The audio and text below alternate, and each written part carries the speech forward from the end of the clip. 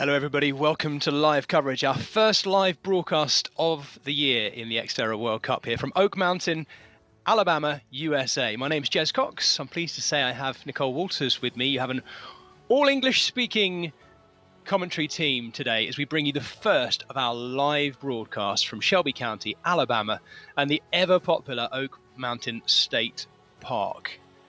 They had the full-distance North American Championships yesterday, and the elite athletes qualified for today's first short track race of the year. Short track racing, if you've not watched it before, is absolutely brilliant. Lock yourselves in. It's fast, short, and mighty intense. But let's catch up with what's happened so far. The series started this year in Taiwan, the Kenting Highlands to be specific, and then we moved to Greece for the second round. They were both full distance events, and here we are in Shelby County, Alabama, in Oak Mountain State Park for the third destination and the fourth round today after yesterday's third round. We then move on to Belgium and Namur for the full distance race there, venue 4. Venue 5 on to Canada, Quebec for short track racing and full distance racing.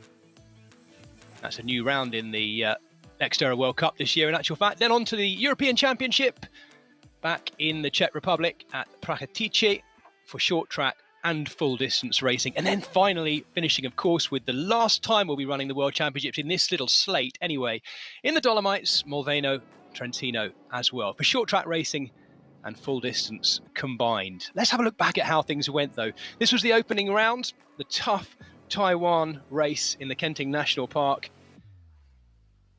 And Solène Billouin, the French woman, as we see on our screens here, was out to dominate from the off. The current world champion taking out the win in round 1 for the women, just ahead in the end of Elise Patier. But Elise Patier, say that, she was 3 minutes down by the end of that race. Marta Bendito in third. We then moved on to Greece.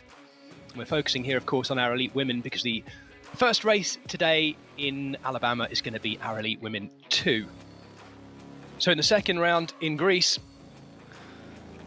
Solène Billouin was looking very good in Vougliameni once again, and others were seeing whether they could challenge her. That would be the question. She went into the final run and, well, dominated once again the French world champion. Solène Billouin has been the woman to beat so far. Anita Grabmuller there with a fine second place. Looked a bit surprised by that, and this was the first outing as well for Sandra Meyerhofer, the Italian athlete, looking really good in Greece. Well, yesterday, of course, was the third round, the full distance event here in the North American Championships at Oak Mountain State Park, and it was Sandra Meyerhofer taking out round 3 in the first of these 2 back-to-back races in the full distance event yesterday. Sandra Meyerhofer finishing ahead of Solène Billouin, who looked like she'd had a tough race yesterday. Elise Patier, who always races well here at Oak Mountain, in third.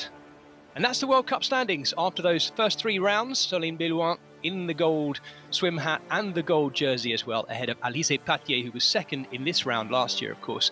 Anita Grabmuller, the Czech athlete, in third.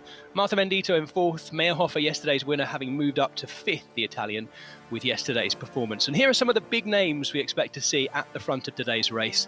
The current world champion, Solène Billouin, world champion in both the short track and the full distance. Elise Patier, so unlucky to be second last year. I say unlucky, that's the way it goes. She's going to try and go one better today in the short track race. Anita Grabmuller looking so good this year, having worked on both her mountain biking and her running.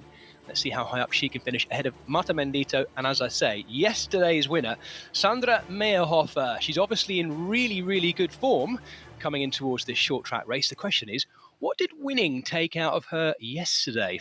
We have some interviews. The start of the season have worked out very well for me. I've won in Taiwan and in Greece. And here we are in the third stop of the World Cup. And this course is just a lot of flow, and I'm looking forward to race very fast on it. It was my first time in Alabama last year, and unfortunately I didn't finish the race because I got a flat tire. So I'm better prepared this year, and I will finish strong. Yeah, short track the day after the full, I like it because everyone is really tired and very tense also. So it gives even more drama sometimes during the race, and I think it's fun. But I haven't worked specifically for it, but I know that's also some of my good skills to be fast on short track. You are live on Soleil TV, Benoit looking all around the world. So the behave, confident, right? although yesterday, as we What I saw mean from by her second behave, place here there, for everybody. a little bit shaken back maybe, Because we having showed become so the used to videos winning yesterday so to the often. world about how Well, passionate I'm the pleased to US say, crowd as I is. mentioned earlier, it is not just Keep me, Jez going. Cox, who's on the mic Keep here today. I'm going. pleased to say I do have a former XTERRA Alright. champion of multiple rounds and a former European champion in the ETU Cross Championships, as well as a medalist at World Championships, and that is Nicole Walters. Nicole, look at these weather conditions. What do you make of them for the athletes ahead today? Thanks for the introduction, Jez. Yeah, it looks like some great weather conditions today for the athletes. It's going to be some really exciting racing. So 22 degrees. It's still quite warm, but no, we're going to have a good day today, I think. Yeah. Okay. Yeah. Swim, Absolutely. 3, There's been a bit of talk this week, hasn't there, about the potential for storms and rain. There was a little bit of rain in this part of Shelby County, Alabama this morning before the athletes gathered. We're watching live pictures, folks, by the way, wherever you are around the world, joining us here on our live feed, whether it's on the YouTube channel or whether it's on xterraplanet.com watch live. I know lots of you will be in there. Welcome, wherever you are, welcome to our first live broadcast of the year. It's so exciting to be joining you for this. Nicole, why don't you talk us through this brilliant course? Yes, we've got a really great course today. We've got 2 laps of 200 metres for the swim, so 400 metres in total. It's going to be really fast. And then out onto the mountain bike, they've got 3 laps of 2.5 kilometres. So we're hopefully going to get plenty of opportunity to see the athletes as they make their way around this tough, twisty and technical course. So some of the routes are going to be a little bit slippy from that earlier rain that we've had. So it could make the race a little bit more interesting. Again, it's not overly technical, but it's fairly loose and slippy on the surface, so it's hard to ride this fast. But yeah, it's going to make for some close racing. Out onto the run, we've got 2 laps of 1.5 kilometres. It's going to follow a very similar route to the bike. So again, lots of twists and turns, and the athletes are going to be close together at this point, battling out as they make their way along the lake towards the finish line. Fantastic. Thank you, Nicole. And just for a moment, let's just talk short track, because this is the first short track event of this year's XTERRA World Cup. I personally absolutely love it, but boy, does it look brutal. There's just no pacing, is there? You can't hold things back, but there's also so little room for error. What do you think of it? Particularly, Nicole, now that you've retired, and I say that just watching my picture on my screen to see if you're thinking about coming out of retirement for short track, but do you watch it and think, gosh, do you know what? I'm glad would you rather be there right now? Are you thinking, oh gosh, that's 40 minutes of absolute pain? No, I think we'll leave it to these athletes. They've got the work cut out for them today. So. Yeah. As we look down, by the way, we're just waiting for the national anthem, the American national anthem, to be played, and we've got a very, very special band who are gathered to play it too. I'm listening in to make sure I'm not talking over them, because there would be nothing worse. But it's a group consisting of over 100 musicians from across Birmingham, Alabama's finest young musicians as well, ranging all the way from 6th grade to 12th grade, and all the different instruments represented too. They went through a competition to be selected to do this, and so it's a really special moment for them. I'm just listening in.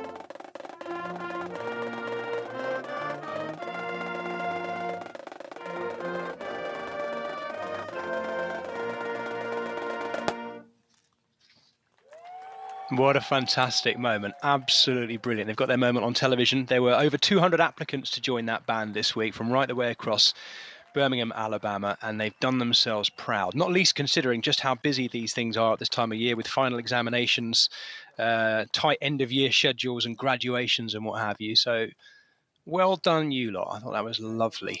Nice touch, Nicole, isn't it? Yeah, nice way to start the race, and we can see all of the elite ladies all lined up there, getting ready to start. So nice playoff for them. Yeah, and this is the first freshwater swim of the World Cup, if we don't include yesterday. This venue is the first freshwater swim. The other two have both been sea swims. And look, Nicole, I'm talking to you as an outright non-swim athlete here by a long way. Does that favour anyone, you think? As we just look at our shortlist, I tell you what, let me just rattle through these very quickly first of all. The current world champion, Celine Bilwan, as I say. Alizé Patier there too, and I've missed the first page by talking over it. That's a disgrace, isn't it? I do apologise. I tell you what, should we get back to that water? Yeah, being fresh water, it is. And the water temperature we had at 23 degrees, I think I saw on the screen just a moment ago. So it's a non-wetsuit swim today for the athletes. I think we can probably expect to see Annette Graf-Muller and Camille Leroc out the swim first. And probably closely followed by a pack of our favourite athletes from today, so Selene, Alizé, Sandra, and they'll be looking to make ground up quickly onto the bike. But I say it's 2 laps of 200 metres, so we'll have the opportunity to see what position the athletes are in halfway around this swim. But you'll also note they've got coloured swim hats, so we should hopefully be able to pick the athletes out fairly easily while they're in the water. So we'll be able to see where everyone is and how they're all getting on. So we've seen Celine Bilwan go in there, the current world champion and the leader of the World Cup as well. Alizé Patier is in too. Sandra Meyerhofer, yesterday's winner, there she is, winner of the full distance race yesterday, and a dominant winner too as well. Only her second of the opening 3 rounds. She missed the first round in Taiwan. And also in there, Annette Grab-Muller. Really interesting interview with Annette Grab-Muller about kind of her life in triathlon at the moment as well. You can find all these interviews that we referenced today, of course, at xterraplanet.com. So I just spotted Emma De Croo getting into the water there. She's another good swimmer. I think we'll perhaps see her out the front of the race today.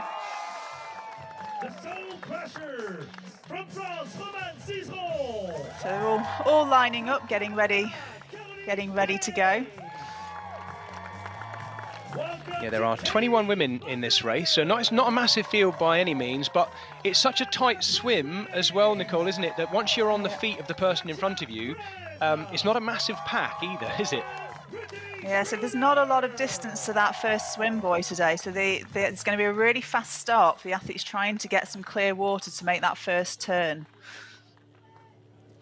Right, they are ready. They'll get their final little briefing down there as well. Thankfully, it deepens fairly quickly after that as well in these lovely clear waters of the lake here, around which there are hundreds and hundreds of trails. The athletes all week have been talking about how much they're enjoying the trails here at Oak Mountain. It's such a popular place to come and explore as well.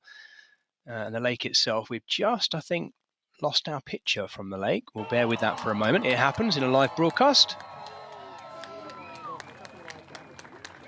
I was doing my research, Nicole, you might enjoy this, about the fish that are prevalent in this lake, because their websites really do. Yeah. Largemouth bass, of which there are many, yellow bass, green sunfish, the channel catfish. In fact, I've seen pictures of channel catfish that have been caught in this lake, and they're enormous. They're basically the size of an enormous dog. Make but you swim fast. But, no, they're perfect. Well, if you grab onto the back of one, you're probably in a good place, but I'm not sure that's within the rules. But no, it's fascinating to look up, because this lake, of course, being part of the state park, is used for everything: boating, sailing, swimming, fishing, the works. It is just a perfect location. It's our first inland round of this year's XTERRA World Cup, and quite a welcome one as well, after 2 seaside rounds in Taiwan, and on that beautiful Vugliameni course in Greece, of course, which was home to the Olympics when they were there. And this course on the bike as well is much more wooded and single tracky, isn't it? The last 2 bike courses in Greece and Taiwan, Nicole, have been far more open, haven't they? This is much more twisty, rooty and treey, if ever there was a word. Yes, there's lots of twists and turns on this course. It's going to favour the athletes that are confident at their mountain biking and with their bike handling skills. But I think there is plenty of overtaking space, and so we'll probably see some changes in position as the race goes on, which will make for some exciting racing. So all the athletes today have either sort of qualified yesterday to race, so there's some age group athletes there as well. So a good mix. Yeah, that's an important thing, isn't it, Nicole, as well? That step up between age group and elite, the pathway into racing elite is clear, it's there. If you perform well at an age group, but in the qualifying events, you can do it. It's not an exclusive club. It's performance driven, which is great. Here we go. This is the countdown as it happens. 21 elite women ready for round 4 of the 11 race World Cup Series here at XTERRA, and we're off. The first of our live broadcasts, I'm pleased to say, at Oak Mountain State Park in Shelby County, Alabama. And as Nicole mentioned, it's a really short trip to that first buoy. It is not far out at all. Even I, as a terrible swimmer, could make that, I think, relatively comfortably. Yeah. Having said that, though, for anyone that's watching that hasn't watched elite triathlon specifically, actually, before, it is a proper washing machine in there, Nicole, isn't it? Oh, yeah, and these athletes are really packed tightly together. They'll be desperately trying to find some clear water there, so that you can really get into your swim stroke. You can swim at the pace that you're comfortable swimming at, and not sort of banging arms with the person next to you. I mean, it does look like there's an athlete out the front who's managed to get away a little bit already. Yeah, see if we can make the colour of that swim cap. Who that is. Yeah, well, Anita Grabmuller was forming. Yes, I think it looks like a pink cap to me. We'll try and look for that. But Anita Grabmuller was the first out yesterday by quite some way as well. Again, her swim is so good. Let's see just how much her biking has come on this course today, if it is her. Let's look. I can see. We're looking for the gold cap, of course, of Solène Billouin. At the moment, it's a little bit choppy down there. I can't see many of the swim cap colours at all, Nicole. I don't know if you can. No, I think I can make out a pink swim cap in third position, maybe a yellow. Yeah, is that yellow or gold in second? Yeah. Yeah. Okay. Well, wearing yellow. We're perhaps looking for Aneta and Camille if they're in yellow hats. That could be. If you're at home watching this on your orange cap, yeah, yes. If you're at home watching this on a maybe better quality screen than we are, then we apologise. But actually, it's tricky in amongst the choppy water as well. We'll see them, of course, when they get out of the swim, because we're watching the start again. But when they get out to have that little run across to the second buoy, it's such an obvious feature of triathlon. And I haven't commentated on triathlon for quite a while, Nicole, but I know throughout your racing career, this is something that's very common, but it wasn't so common, was it? Splitting the run up into two halves and having them run that little bit. It's very handy for us to see where they are as well. Yeah, it's great for spectators, but I mean, as an athlete, it can be quite disruptive. You're going from that horizontal swimming position, you're swimming at your max over this 200 metres, you're going to vertical and running really fast, and then going to horizontal again, getting back in again. It can be quite a challenge. And there's definitely time to be made up on that run as well. If you are slow on that run, there's a potential to lose places. If you're really quick, there's no reason to say that these athletes that are just fallen back can't make it back up to those two front swimmers as they go around this short run. Right, here we have them exiting as well. There's the orange cap of Anita Grabmuller in second as well. I think that would perhaps be an orange cap of Emma de Croo, perhaps. Yep. We're looking for the gold. There's Patier. And there's our gold World Cup leader. Billouin out in about, what's that, 6th or 7th, something like that at the moment? Closely followed by Sandra Mehrhofer and also Susie Snyder in there. Top second place US athlete from yesterday, unfortunately. Amanda Felder not racing today. Yeah, Susie Snyder probably will be the best American today, I suspect. She's well acquainted with this course too as well. The 41-year-old, so experienced across the different triathlon disciplines. Back in again and making their way out to that buoy one final time. Next time we're in, it'll be, of course, running that long grassy run slightly uphill to the tennis courts where transition. It's a really neat, tidy transition, this one, Nicole. And I'm pleased to say it's on very smooth terrain as well, so you're not picking up too many stones and things in your feet on that run to transition. You'll know all about that. There's nothing worse, is there, than slipping your shoe on and doing a whole long bike leg when you've got a stone digging in. No, you definitely don't want that. I mean, fortunately, it's a fairly short bike leg for these ladies today, so hopefully not too many problems with stones in shoes. But we can already start to see a group forming just behind those top three of all of our race favourites in there. So we've got Elise, we've got Sandra, we've got Solène, and they'll be looking to really make some time back up again as soon as they get onto the bike. The women's field is far more multinational. Sorry, Nicole, go on. No, that's all right. I was just going to say our three out the front. I think we've got Annetta, perhaps Camille, and then also Emma de Croo. But they're putting some time into the rest of the pack here. Yes, they are, and this is a distance, the short track, where there isn't that much time to make things up either. Making the most of your strongest discipline is important, and I guess that's why Annette Grabmuller is making the most of her time in the swim as well, alongside De Croo, as you say. The strong swimmers wanting to get out there, and in this round, probably more than the first two rounds, bearing in mind this is short track as well. There's so much single track, isn't there, Nicole, that it does definitely pay to be out front early. I'd have thought. Would that make sense? It does, yeah. I mean, the less disruption to your rhythm that you've got on the bike in terms of having to slow down to find space to overtake, obviously the better it is for your race. I think there's plenty of space out there today to overtake. There's not too many features on the course. Obviously, the twists and the turns are going to throw in that additional challenge. Absolutely. Well, here we are, our leading two, and one just angling off there as well. Looking to see the colour of that. So that's the pink hat just off the back. So that could perhaps either be Shannon Ferran or Romaine Cizeron. Perhaps one of the age group athletes that has qualified to race today. Let's see, as they get out. So swim over for our leading athletes, and they're going to be very quickly into that transition as well. Right,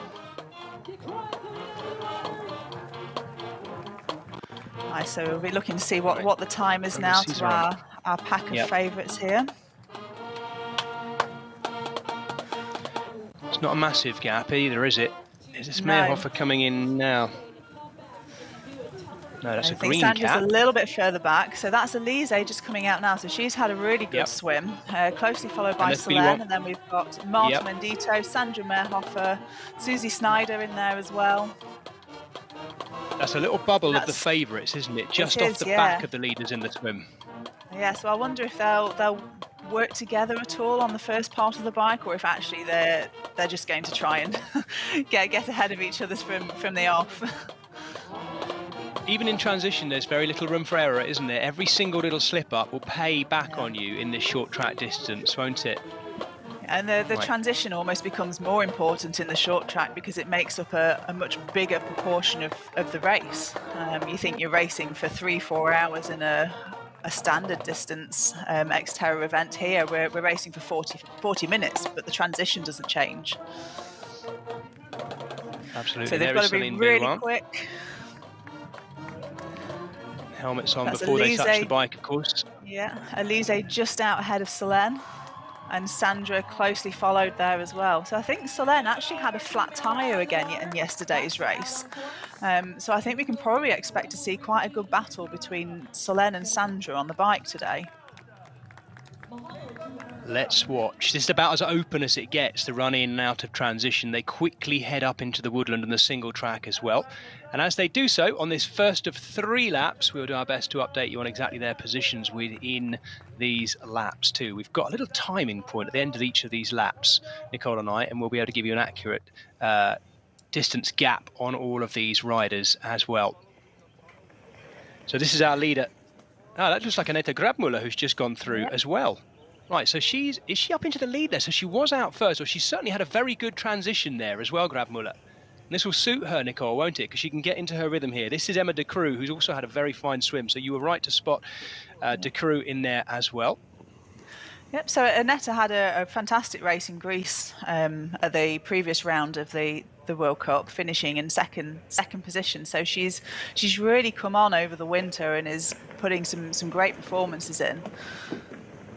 So it'll be interesting to see how she gets on over the shorter race distance today.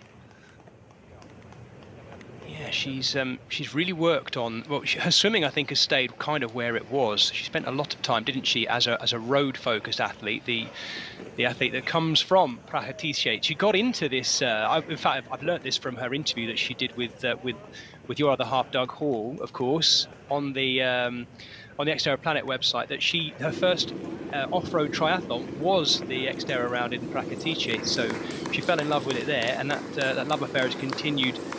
This way, even since having had her first child as well, and her daughter, I think it is, comes on tour with her, so she's out there at the moment as well, enjoying everything while she can. Tough life though to balance all of that, isn't it? Yeah, it's a lot to fit in and still race at such a great level. It's yeah. And there's more and more women able to come back, race, take the children off to the races as well, and it's really great to see. So the question remains, how deep can Aneta Grabmuller hang on to that lead on this bike course and fend off the other athletes? Yes, it's narrow, yes, it's single tracky, but there's always places to overtake. You're not going to do any blocking by sticking your elbows out on this course, that's for sure. Now we're seeing more of our field coming through that same point, the little dip in between the two climbs. And this is the first of the really rooty. Sorry, go on. So I did see that little group of Solène, Elise, and Sandra all together. So I don't think it will be long before they catch the front of this race. Right, so I'll give you an update on where they are going through this first lap. This is the boardwalk in the woods as well. There's an A and a B line through there, what we certainly in England call a chicken run, for those who don't want to take in the boardwalks. In fact, there's some little slatted drops on that boardwalk as well. That's been updated since last year. I wouldn't want to ride it in the other direction to the way they're coming. Here comes our leader. I think by the looks of it, actually, this looks like... so that's Elise Patters, yeah, it is. Followed by Sandra and Solène, all going through together. So that's the group Emma in 4th, 5th and 6th at the moment.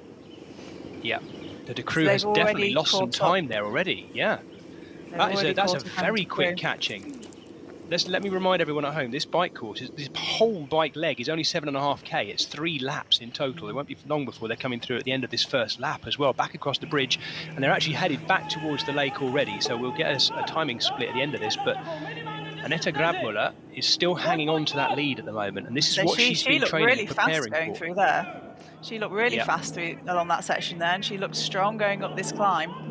She's going for it today. Yeah, it is Emma De Croo who's lost the time early on. There's Solène Bilwan, now in a purple helmet, but in that black and white kit, our World Cup leader. But she didn't. I don't know what you think, Nicole. But she looked. She didn't, obviously, understandably, didn't look happy with her second place yesterday, did she? She's come here to win both rounds. No, I mean it's always disappointing if you have something go wrong in your race that's out with your control, and a flat tire again in the same race as last year. It's really unlucky, and Solène was very well prepared yesterday, which meant that she could still finish the race. She talked about having tire inserts and carrying spares. But yeah, it's always frustrating when something goes wrong and there's nothing you can do about it. Right, absolutely. There goes our leader, Aneta Grabmuller, continuing to prove in XTERRA that she is more than just a leading swimmer who can try and hang on. She wants to be dominant. That second place she got in Greece, she looked... Yeah, she has. She has indeed. And I'm assuming they're getting accurate information. There'd be nothing worse than this group thinking they're in the lead, because they don't know. It's technical out there, isn't it? They've caught one already, but is there a chance that... I mean, they'll be getting things shouted up to them as well, Nicole, I know, but... They can't get too confident about sitting together in that pack of 3, can they? If they do, then she'll just keep extending. Yes. I don't think any of those 3 will just be content with sitting within a pack. There'll be someone driving that pace, and they'll be pushing to get to the front, but it looks like Anetta's making it hard work for them. Just seen Marta Mendito go through as well. And Emma De Croo, who is losing more time. There goes Susie Snyder as well, the leading American at this stage. Coming past right now is Shannon Ferran. This is the end of lap 1. Aneta Grabmuller looking good after one of these 3 laps. Looking just to hang on and start her strong final run. It's quite a good technical run for her as well. We're looking back there and we're getting a visual indication of what this gap is as well. And it's a pack of 3 of the very best off-road athletes in the world as well. Here they come. Lise Patier leading ahead of Solène Billouin and yesterday's winner, Sandra Meyerhofer, the Italian. And there is confirmed that chasing group. 2 French women. The French on both the men's and women's side of the sport in XTERRA, Nicole, so strong. On the men's side, even more so, of course, but such a dominant nation off-road. Yeah, the French athletes. Sorry, Marta Mendito really, just really coming through. This off-road triathlon. Yeah. It is becoming more multinational, though, and I think the World Cup is a big part of that. When you look at where the spread is as well around the world, it's a really important part of spreading the love for this great sport. Here she comes. She is not holding back, the Czech woman. No, Aneta so Grabmuller on a 25 flyer. seconds. So 25-second gap back to that second pack of ladies. I think that's gone out from the swim, hasn't it? Yeah, it has. It has. We've just gone past our next timing point. You're right, 25 seconds back to that group, including Alice Patier. Here they are. Patier leading up this little gap. Solène Billouin in the middle there as well, and Sandra Meyerhofer. Notably, Solène Billouin looking back at Meyerhofer there just to get a little check on her as well. I wonder whether she's worried. In fact, I think visually it looks like she is a little bit worried about the form of Sandra Meyerhofer. Let's watch, because at the moment Meyerhofer's sat on the back of that group the whole time, hasn't she? Mm-hmm. Yeah, and if you're at the back of the group, you're either comfortable or you're hanging on, and Sandra's probably just buying her time a little bit. She's waiting to see if any of the group slows or if she can make a move to go around. So this course will really suit Sandra. She's a good bike rider. She does a lot of mountain bike racing, and she'll be feeling good after her race yesterday. But we can just see Solène's made a bit of a move there. Yes, she has. There's a gap, isn't there? Solène Billouin, the World Cup leader, just edging clear in that purple helmet. And say, if anything, more so, extending a little bit on that dip into the little hop back across the road. And this is pressure on now. I wonder whether this will force Meyerhofer to have to do a little bit more on the back of that group, because at the moment it's Alice Patier who's chasing. So Elise was doing most of the work around that first lap of the bike. So I think that's Marta Mendito that we're just seeing going through there. Yeah. And Mendito currently in 5th place, and Emma De Croo has been overtaken by Susie Snyder and I think Anna Zender as well. So the strong opening swim from the Frenchwoman. Fortunately, she's losing. There she is, De Croo. She's pushing a monster gear up there over those routes too. I don't know whether that's intentional. There's Snyder. So Snyder is still behind her. Apologies, I'm reading from the chip timing. Snyder there sitting in, I think, 7th place by the look of it. That's Zender, the Swiss woman. And things, even over halfway through this bike course, still so close together. We'd expect that in short track, though, wouldn't we, as well? It's great. It's part of the reason why we've chosen to broadcast this one today rather than the full distance race, because it makes such good viewing. Yeah, it's really, really close racing, really exciting. And with the short format, it is flat out right from the start to the finish. That's looking a little bit further down the field. Back to the front again, though, and there is Solène Billouin still putting the pressure on these two. And actually, if anything, I'm not sure Meyerhofer isn't dropping off the wheel a bit there, Nicole. Yeah, I wonder if she's a little bit tired from her race effort yesterday, perhaps.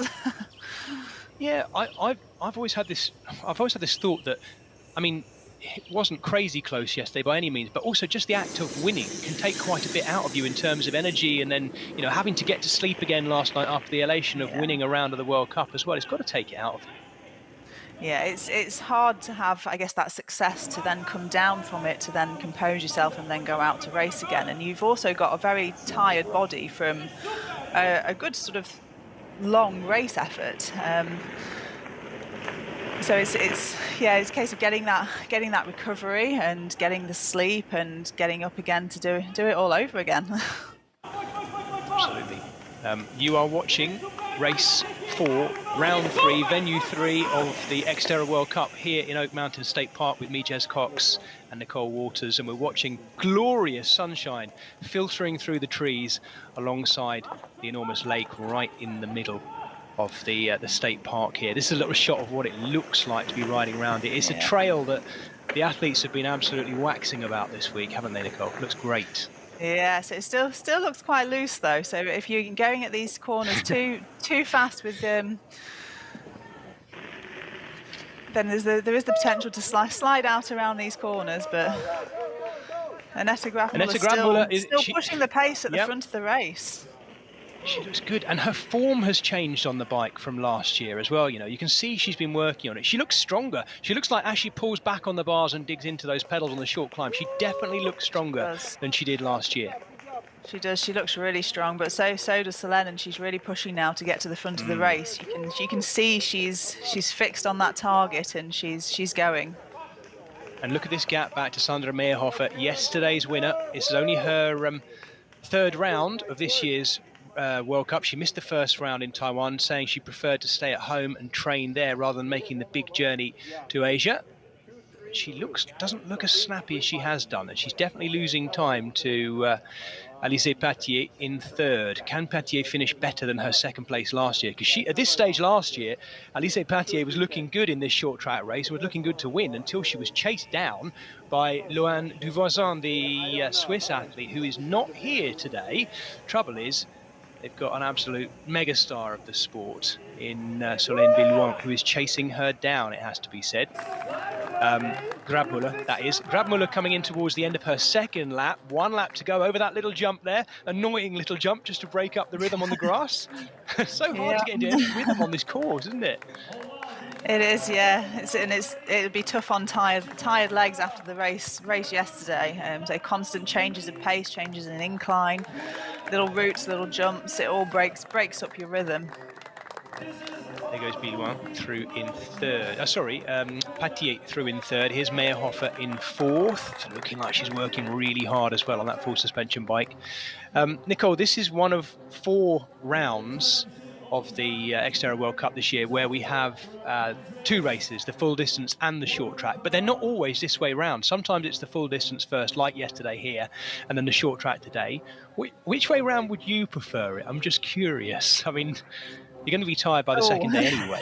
What do you reckon? What do you reckon? Yeah, I mean, I think most athletes prefer to have it following the main race. Like, there's still 75 points this year on the short track event, which is only 25 less than the main event. But actually, if you think, right, I need the most points possible, the main event is still going to be the one that you're going to target the most, that you're going to want to do best at. So from that point of view, I think most athletes prefer it the day after. However, it's not always the day after, and it can be used as a little bit of a warm-up. I say a warm-up, it's still a hard race, but to get the legs into that racing sort of effort. So yeah, there's some athletes might prefer it before as well. Sandra Meyerhofer is definitely suffering. You can see it there on that little rise as well. In a way, it's kind of going to form. If we look at the World Championships from last year in Molveno, Nicole, she was 4th in the full distance, wasn't she? And then where did she finish she was outside the top 5, or she was somewhere in the top 10, but outside the top 5 in the short track as well. So maybe that is her weakness across these double weekends. When you're that good, the weaknesses are small, but they are small in amongst the very best of the elite athletes, aren't there? And maybe that is her shortcoming. Yeah. So last year, Sandra had quite a bad crash in the race in the Czech Republic.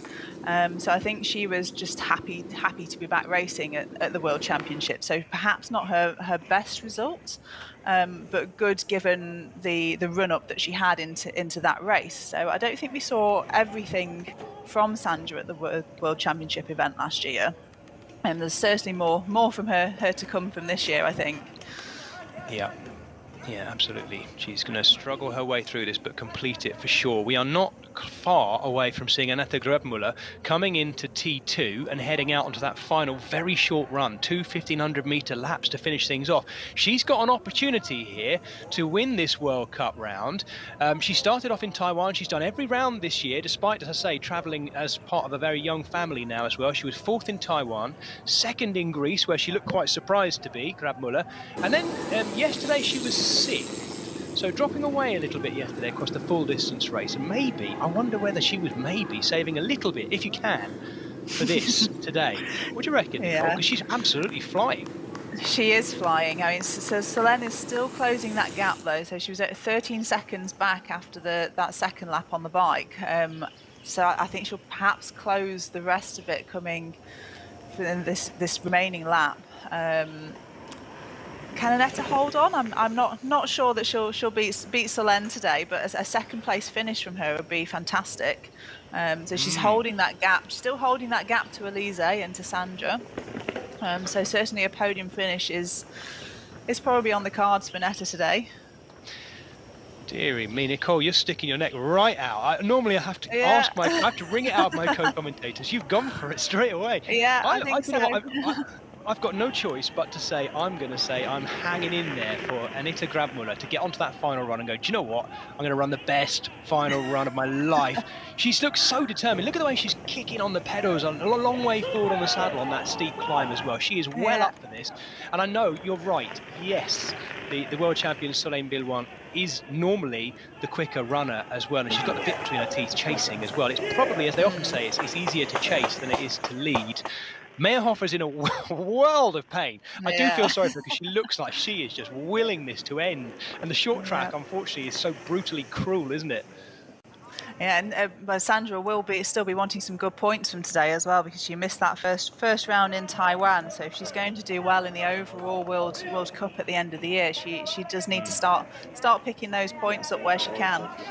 This is our drone in amongst the trees alongside the lake. I do hope you're enjoying the quality of our coverage today, because we put an awful lot of effort into things here on the live side of XTERRA to bring you the very best broadcast, the very best off-road racing in the world as we close in on this on a big anniversary. 30 years of XTERRA. Started way back in 1996, of course, in Hawaii on the island of Maui, and here we are seeing the fruition of the very top end of our elite racing live on your televisions around the world. So I do hope you're enjoying it.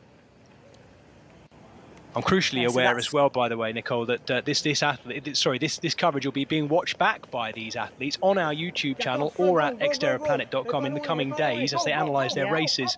So I wonder what they might be learning from this as well as they watch it.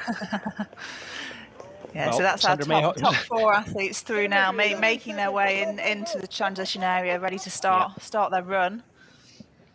There is one athlete who probably won't be watching, and that might be Sandra Meyerhofer, because she might not want to see this. She is doing so well to hang on, but she is really having to push hard. So Annette Grabmüller here, already just undoing a few things, undoing her shoes by the looks of it. Let's watch this technique, shall we? Do you think she's going to jump off barefooted with her shoes clipped in still? It's not so easy with mountain bike pedals, is it? It's not so easy, and I think it'll depend on how much distance they've got from this wooded section into them before they reach that transition area and that dismount line. If they've got time, I'm sure they'll take their feet out, but there might not be time from that rooty section.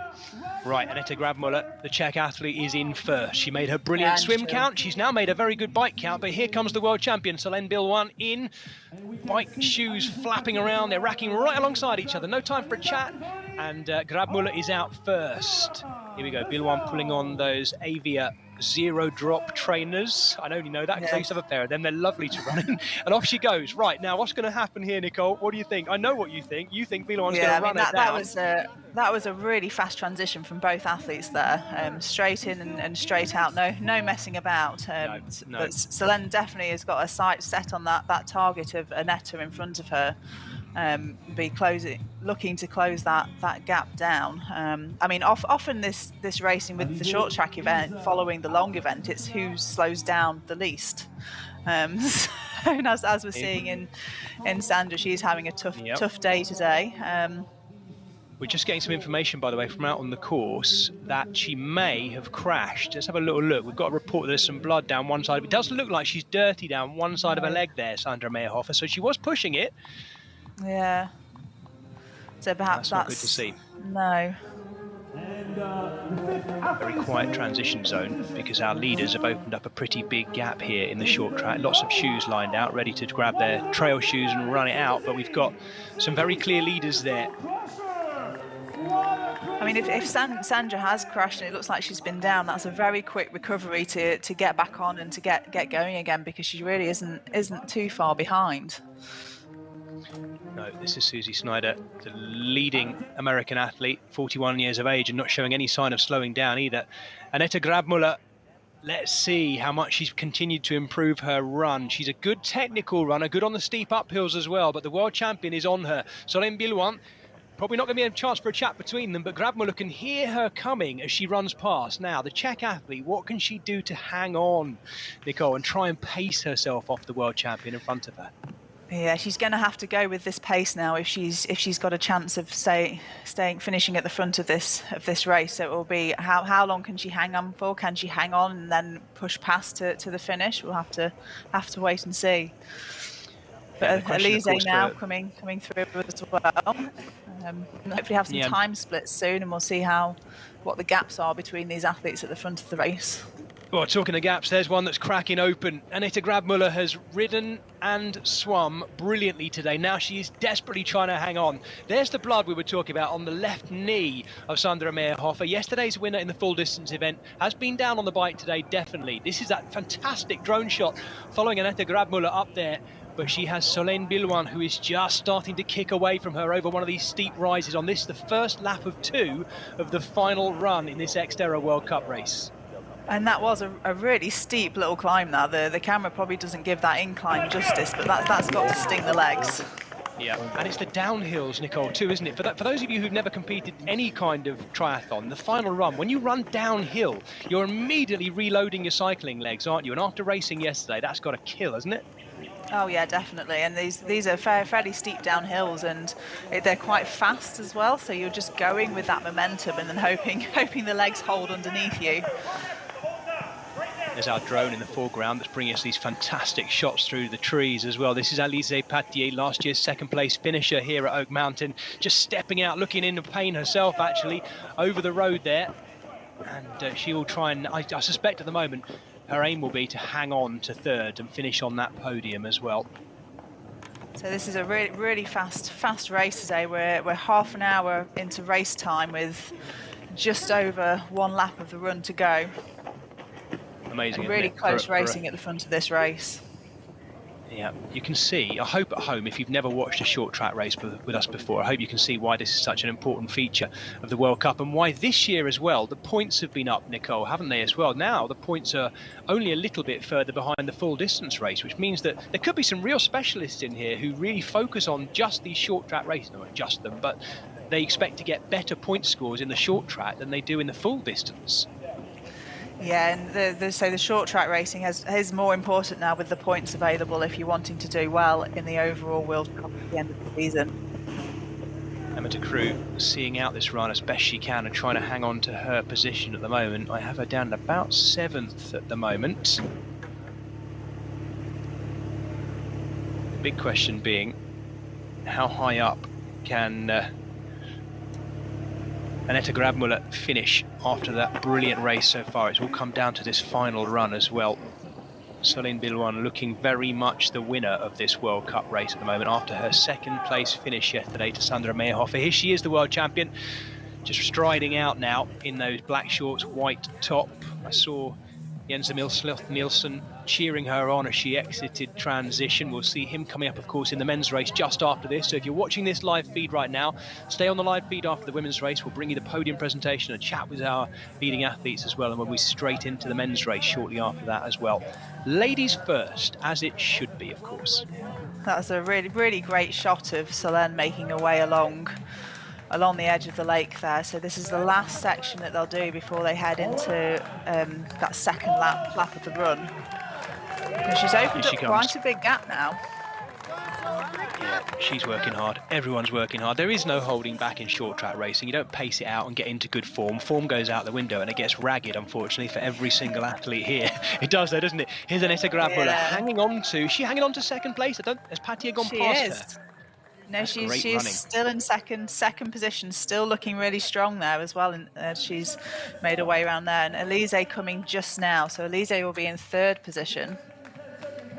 Elise Patier looking like she's hitting the ground a bit hard maybe as well. I think it's taking its toll this weekend, and it has got warmer as well in Oak Mountain State Park. Definitely a bit warmer than we thought it was going to be, where we were all week there'd been talk about potential storms here today. The rain came a bit this morning, but it kind of looks perfect now, and it will be getting warmer as the day goes on.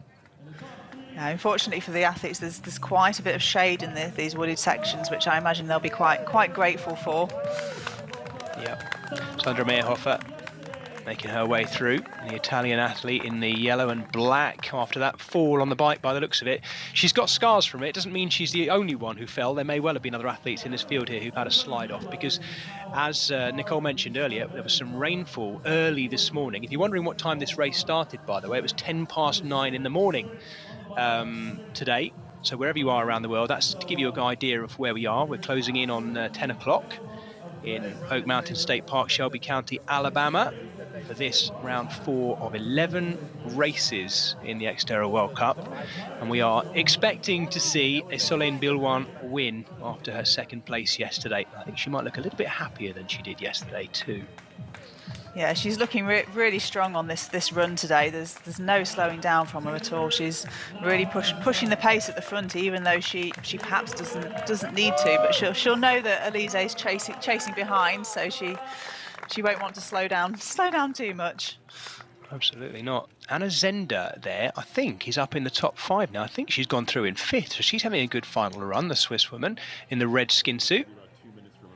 Tri-suit, I should say, of course. Get my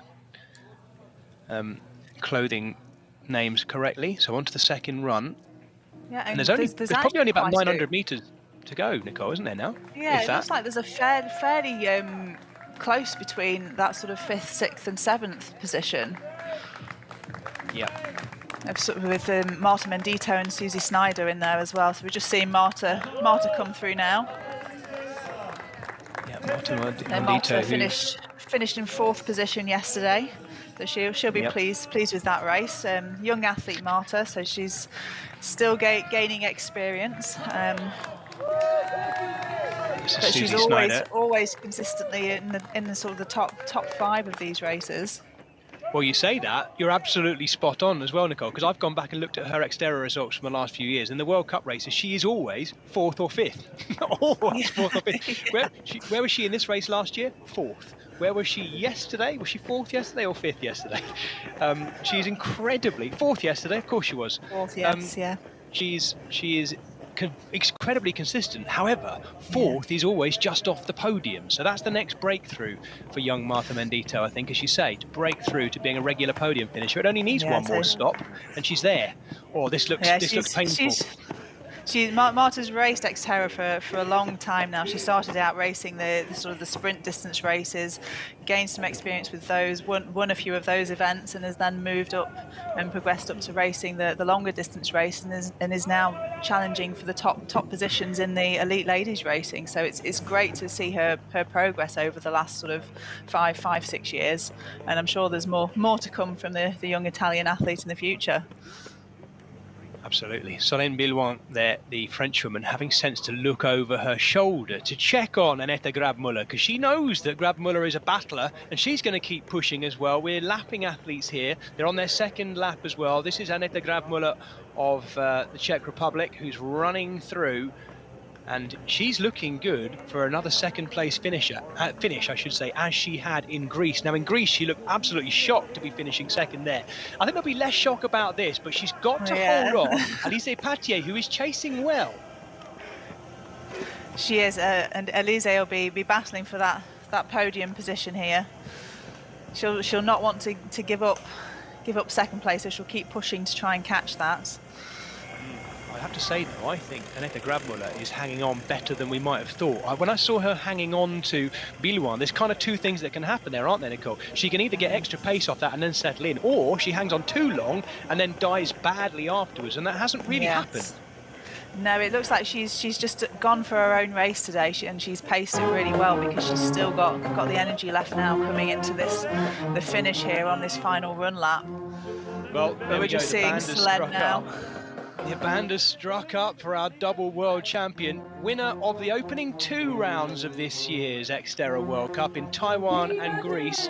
Second yesterday, and looking, well, I would say properly cheesed off about it, but she's made up for it today. She's just watched Annette Grabmüller out there and gradually wound her in. And Solène Bilouin, as many of you would know, is back where she belongs. She's the winner of the XTERRA Short Track World Cup here at Oak Mountain State Park. And what a fantastic victory by the Frenchwoman yet again. Solène Bilouin back on top, the double world champion. Brilliant. Big congratulations to Solène. She'll be pleased with that today. And look at this from Annette Grabmüller. Second place. Absolutely. No surprise this time. More a confirmation of her quality. Brilliant. I think she's going to have to get used to these podium finishes, isn't she? She is indeed. And there was no great surprise about that, as we did see in Greece, kind of elation and surprise mixed in. So Alizé Patier was second here last year. She's going to have to settle for third this year, as the level of elite racing at the top end of XTERRA goes up and up every year. And Alizé Patier once again on the podium, but settling for third. There we go. Fantastic. Our 3 top elites who are going to be on our podium. We'll be hearing from them imminently, I'm absolutely certain. The band is at it, and we are looking for Sandra Meyerhofer to bring things home. Yesterday's winner, the Italian, the former European champion. Here she comes down our finishing stretch in a tough old race, but she's a tough old athlete as well. 4th place for Sandra Meyerhofer. Well, hopefully she's not too hurt from that little fall on the bike that she's had. She does seem to have recovered fairly quickly from it. So crashing and then getting back up and only finishing 30 seconds behind, that's a very quick recovery from a fall. Yeah, absolutely.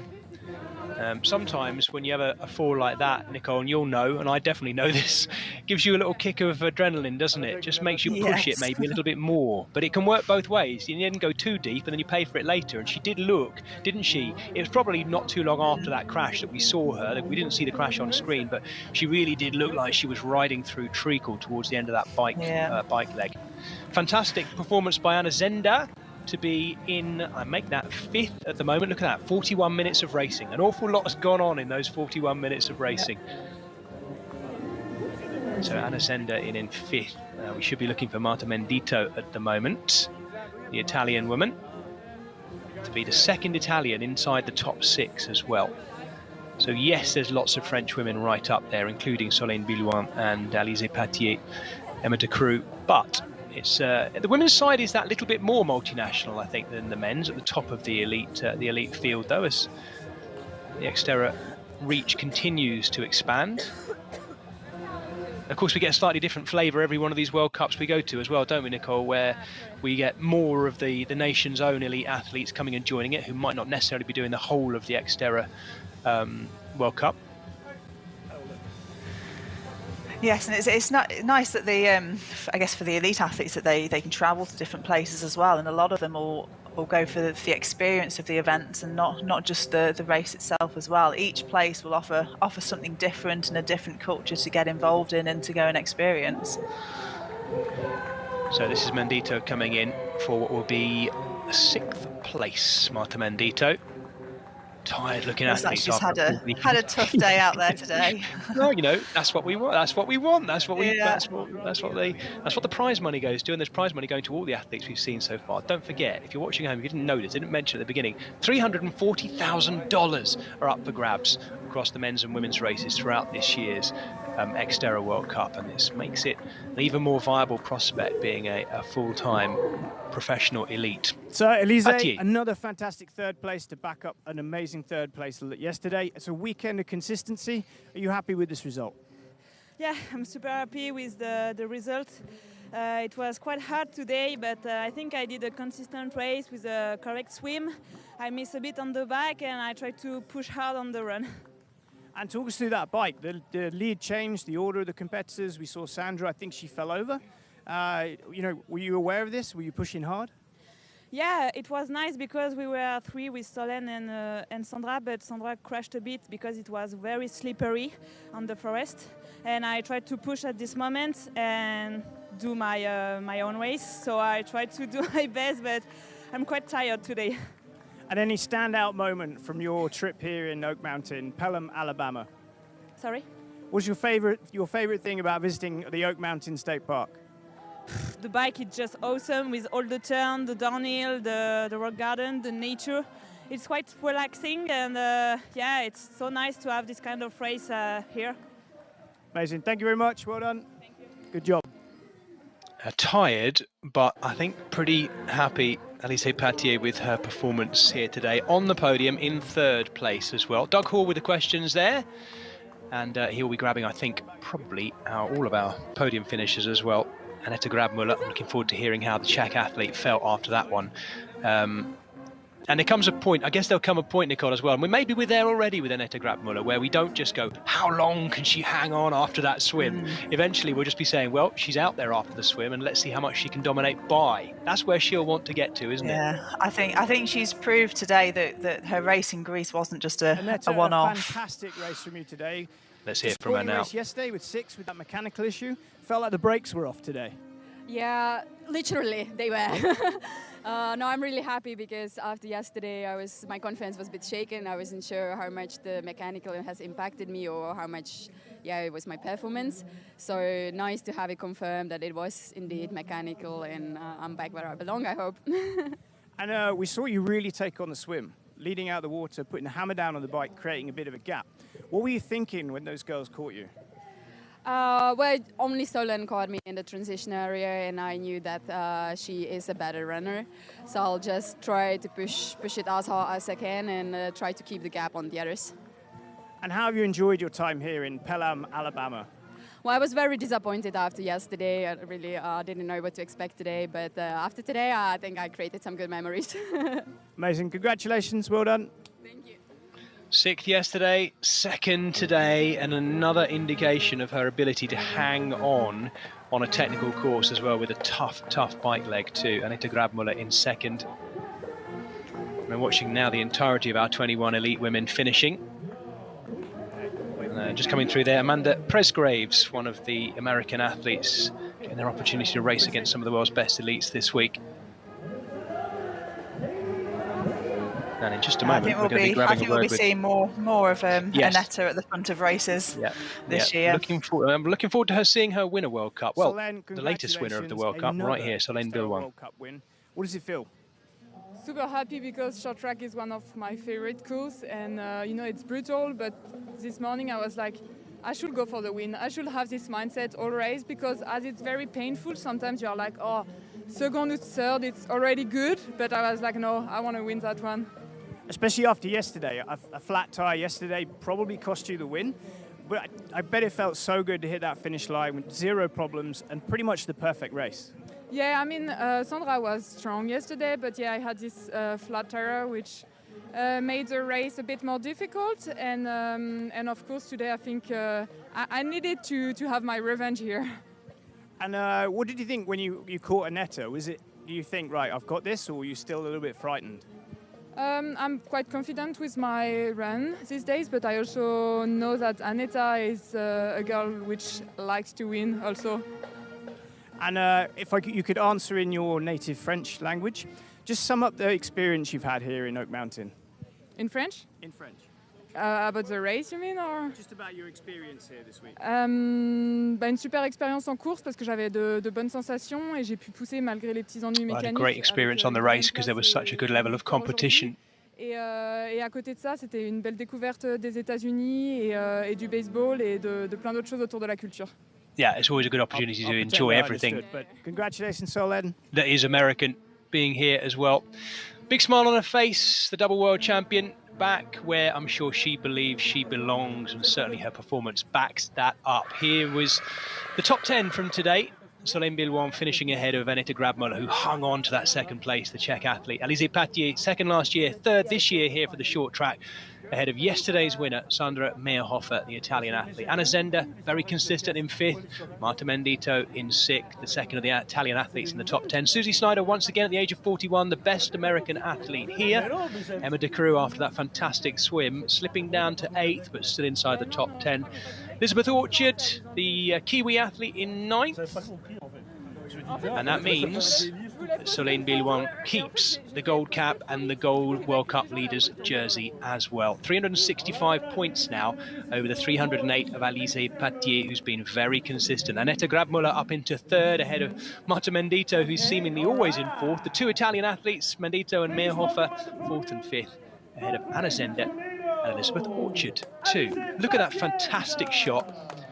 We are ready to see the men racing imminently, but first of all, we will get our podium complete and maybe spray a bit of champagne as well. Elise Patier first up there. Might be quite refreshing now, I'd have thought, Nicole. We were wondering whether we were going to get a massive downpour this morning in Alabama, but it hasn't happened. No, it'd be a nice refreshing finish for these athletes.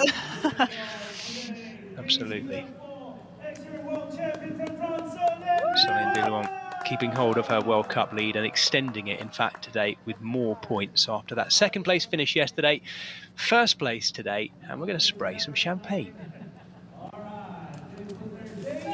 So there's still 7 more opportunities to gain points for the rest of the year, so nothing is set in stone yet, but Solène certainly cemented her position at the top for now. Yeah, it's very appropriate, of course. That final round in September is, of course, the World Championships. And I always like a World Series that includes the World Championships. It makes it sort of double prominence on that day, isn't it, Nicole? It's going to be very special. Yeah, I mean, a World Championship event is always very special, and the event in Malvino is fantastic. It's a beautiful location, beautiful setting, and it's a tough course as well. It's definitely a World Championship worthy course, shall we say. Yeah, absolutely. If you're wondering, by the way, Nicole and I are actually commentating on this live, but remotely, not actually on site. But for those World Championships, we're both going to be there, absorbing everything in the run-up to the big event, and then, of course, talking you through it. We're looking back now at highlights of the race. There was the moment where Annette Grabmuller was right up alongside the woman who would then chase her down, Solène Billouin, going past her. Grabmuller seemingly knowing she was coming as well. She'd have seen her there in transition as well, and Billouin making that one a great performance, but a tough one too. No one really looked like they were enjoying themselves out there, but that's what you'd expect in short track, and it looked brutal, Nicole. I think Annetta actually looked like she was enjoying herself today. She was really strong out there on the bike. She kept her cool when Solène caught her. She didn't panic and sort of went through for that second position. But no, big congratulations to today's winner, Solène Billouin. Absolutely. Great racing from all the ladies. Yeah, absolutely. Classy podium there, and fantastic short track racing. Well, the elite men's race is coming up next as we look out across the beautiful over 100 miles worth of tree-lined trails in Oak Mountain State Park in Shelby County, Alabama. Men's race just about to come up. And stay with us on our live feed if you're watching this live wherever you are around the world with me, Jez Cox, and Nicole Walters here on our live coverage. Men's race imminent.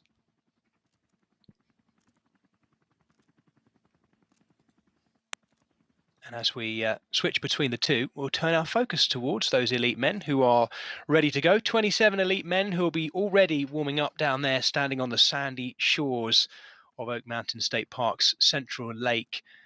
And we have a World Cup leader in Félix Forissier, the Frenchman, one of 2 French brothers, of course, the Forissier brothers, who will both be wanting to try and get the win here today. So far, Félix has been the most successful of those 2, but Arthur Forissier will, I'm sure, be looking to have his round and get things back started. These are clips of their World Cup so far. The opening round in Taiwan, where Félix Forissier was the winner ahead of Jens Emil Sloth Nielsen, the Danish athlete who had a fantastic bike leg there to get himself up in a second.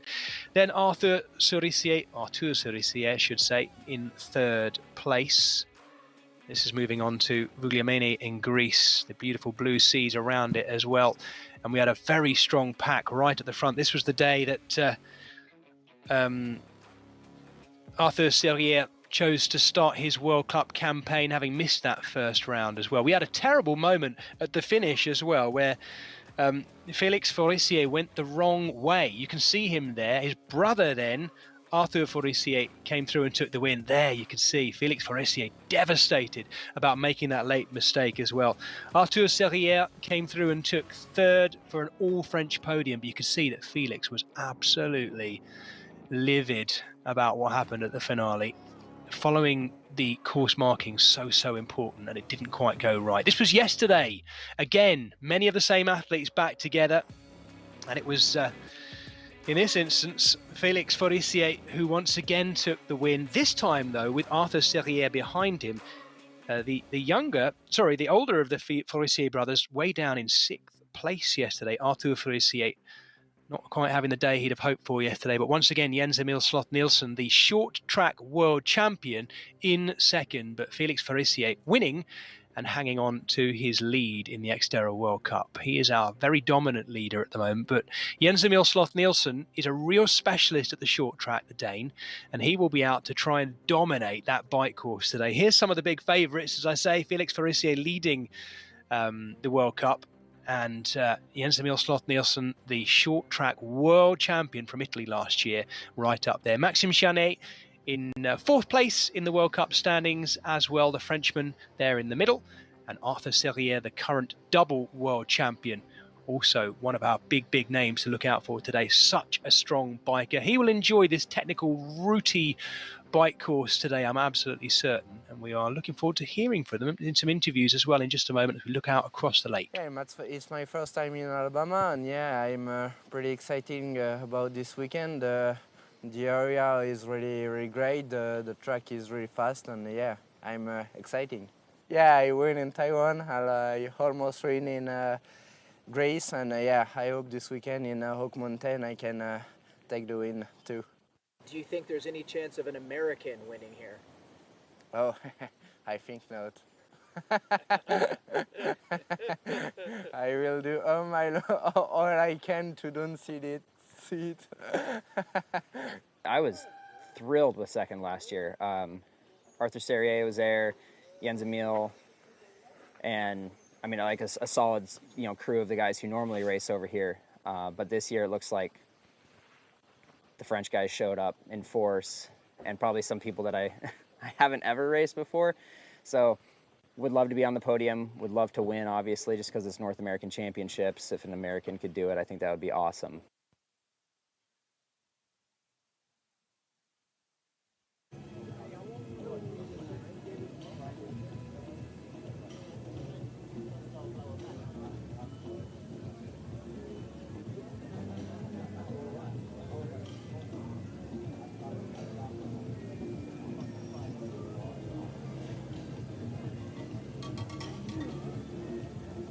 There we go, there's the water temperature as we look at it as well. And we are ready for the start of our men's race. We've just heard from some of the big favourites, and here is our start list. The World Cup leader, Félix Forissier, the younger of the two Forissier brothers, leading with number 1 on his back. Jens-Emil Sloth-Nielsen, the current world champion in the short track distance, ahead of Arthur Forissier as well. This field of what we think is going to be 27 elite men, completed by some of the best of the American athletes, some of whom have qualified as well through the age group racing that just took place yesterday in the North American Championships that took place here, of course, at Oak Mountain State Park. If you're picking up this as a later broadcast, maybe you're watching it back in highlights form, hello and welcome to our coverage of the XTERRA World Cup Round 4 with me, Jez Cox, and Nicole Walters. Nicole's joining me once again on the mic as we watch our men. They're going to be going in World Cup order into the water, and the first of those to do so, as I say, Félix Forissier, first in Taiwan, second in Greece after going the wrong way at the finish, and then the winner yesterday, Félix Forissier. Then the world short track champion, Jens-Emil Sloth-Nielsen, the only Dane in this field. He races as a kind of solo Dane on the elite circuit, but he seems happy to do so too. He hasn't got the blue hair today, I noticed, but this is Maxime Chanet, the next of those Frenchmen going in this very dominant French field too. Arthur! World champion at the standard distance, double world champion, Arthur Serrière, the Frenchman going in just there. Il jefe d'Italia, Federico Fede, la Spinalamina! Federico Spinazzi, one of the Italian athletes going into. Bigger field than the women for the elite men here. The Shark, lo squadra Bonacina d'Italia! Aus Deutschland, Scott Anderson is not here with us because he's injured, but we have the Eagle from the USA. Yeah, you just heard it there, by the way. Scott Anderson not racing today, the German, and we do wish him well. I wouldn't be surprised if he's watching this, but he had a nasty crash yesterday in the full distance event. Anderson, a very popular, continually improving athlete on the XTERRA Pro circuit. So Scott, we wish you well, get well soon, and we look forward to seeing you hopefully back in Belgium as well for the next round after this. Never good to hear of any of our elites or age groupers that have accidents in races, so best of luck for him in his quick recovery. Hopefully it's not too serious. Nicole, while we watch the rest of the field being called to this, it's so easy, isn't it, to look at the Forissier brothers and the combination of them, Jens-Emil Sloth-Nielsen and Arthur Serrière, but do you think there's anyone else in the short track format that can break through that very strong top four? Oh, I'm not sure. I think between those athletes that you've just mentioned, I think we probably have our winner from there today. I mean, who it is anyone's guess at the moment. They're all going to be very, very close and battling it out for the win. It's tough to call today's race winner, I think. Yeah. Absolutely. Well, this is going to be a fascinating opening swim. Bigger pack, of course, means more feet to kick you in the face. Yes. How do I feel that might be happening? It's so short. I think we're going to see a real battle to this first buoy now. So we'll probably see some of our faster swimmers, perhaps Erik Lagerstrom making a move early to try and get that clear water. But yeah, it's going to be a little bit of a fight to start with, I think. Yes, absolutely. If you're watching this as a separate highlights package from the women's race, don't forget to go and watch the women's race as well, because we normally chop them up and put them out later on. But if I suspect many of you are watching this live on our live feed at xterraplanet.com live, or maybe on our YouTube channel as well. Welcome to all of you who are watching. Hopefully you saw the women's race as well. I'm sure you did, because we had a cracker. I won't spoil it for you though, because you'll have to go back and watch it if you didn't see it. Men locked and loaded. They have such a short swim. It is only 200 meters a lap, 400 meters in total before they go into a 7.5k mountain bike course up in the forested hills surrounding the lake here, and then the final 3-kilometer run. Let's go. Interesting to hear, Nicole, you mentioning Erik Lagerstrom, the American, as being one of the strongest swimmers in here. He'll hope for that, but right now it's an absolute bun fight out there to the first buoy, isn't it? It is, yes, and I'm not sure that there's any position within this pack that's going to be better. No, absolutely. We will do our best to pick out swim cap colours as we go. There's a white one in the lead. That might be Kieran McPherson. We'll look out for numbers on the caps as well as they come through and as they exit the swim for the first time. You'll notice, of course, as with the women's race, no wetsuits. In fact, I'd have thought for it to be cold enough for there to be wetsuits, Nicole, getting a wetsuit off going into T1 would be an absolute nightmare, wouldn't it? I know some of the athletes might want a bit more buoyancy, but can you imagine it? Yeah, I mean, time-wise over the 400 meters, I'm not sure there's much to be gained over wearing a wetsuit and taking it off versus not wearing a wetsuit. Well, you say that. You haven't seen me swim. Trust me. I need a couple of armbands as well. So the white hat out the front could be Nicholas Harvey. He had a good swim yesterday and was out the front of the pack with Erik Lagerstrom. So we could be seeing him take the swim out there. Yeah, well, it's going to be an interesting one to watch the chase after this swim as well. If it is the likes of Lagerstrom and Harvey who come out leading, we'll see them come out of the water imminently after the first of these 200-meter laps. Yeah, so it's already starting to get a little bit strung out at the front. But all of that could change even just in transition. And I think that's Spinazzi that we can see there in second position. We recognise that tri-suit. And perhaps... Yep. Nicole, to those who are maybe not so used to following how the swimming works, how important is it to swim right on the feet of the athlete in front in terms of slipstreaming? We talk so often about it in road cycling, less so in running, but how much benefit is there to being tucked in behind the swimmer in front? Yeah, if you can get on the feet of that swimmer in front, then it's a massive energy saving benefit to be had. So, I mean, I say energy saving benefit if you could still be trying really hard to stay on those feet, but you're at least going faster. So out of the water now from that first lap. I can see as Bonacina there, got in the orange hat, just gone through. Yeah, Nicholas Harvey Felix was Fruzier, out first. Arthur Serrières as well. Maxime Chanet in there. So that's all of our race favourites out of the water within seconds of that front group. As for Jens-Emil Sloth-Nielsen, not too far behind, but losing his customary bit of time on the likes of the Farissiers and Serrières at the opening swim. This is something we've become very accustomed to seeing over the last 2 years as well. Jens-Emil Sloth-Nielsen chasing his way back on. He won't worry too much about that, but let's see what the gap is after the second of these laps. Brian Smith of the USA coming out now in that American skin suit. I think it's a little bit harder to get back that time in the short track with there being lots of twists and turns and it being very short. I'm sure it would be no challenge for Jens to make his way through to the front of the pack, but it's going to be that little bit harder today than it was in yesterday's race. Well, we saw that one crash that we were aware of, Sandra Meyerhofer pushing it on the bike leg in the women's elite event. We talk about the likes of probably the fastest mountain biker in here, in Jens-Emil Sloth-Nielsen, the Dane. But to do that, the overtaking on this technical tight circuit, it is a bit more dangerous, isn't it, Nicole? He might have to work his way past 8 or 9 athletes to get back to where he wants to be, to the very front of the race at the end of this. Let's see. But that's littered with danger on a single track course, isn't it? Yeah, I mean, athletes like Jens, they're very used to overtaking and making overtakes. They get very creative with their lines and their line choice and where they're going to go. And they make it look easy, really. Yeah, they do. It might have been even more tricky had the rain stayed on, but it didn't. It's dried out, although it's a little bit cloudier now in Shelby County, Alabama. But yeah, the sun that we had for the women's race has just kind of shied away a little bit behind the clouds.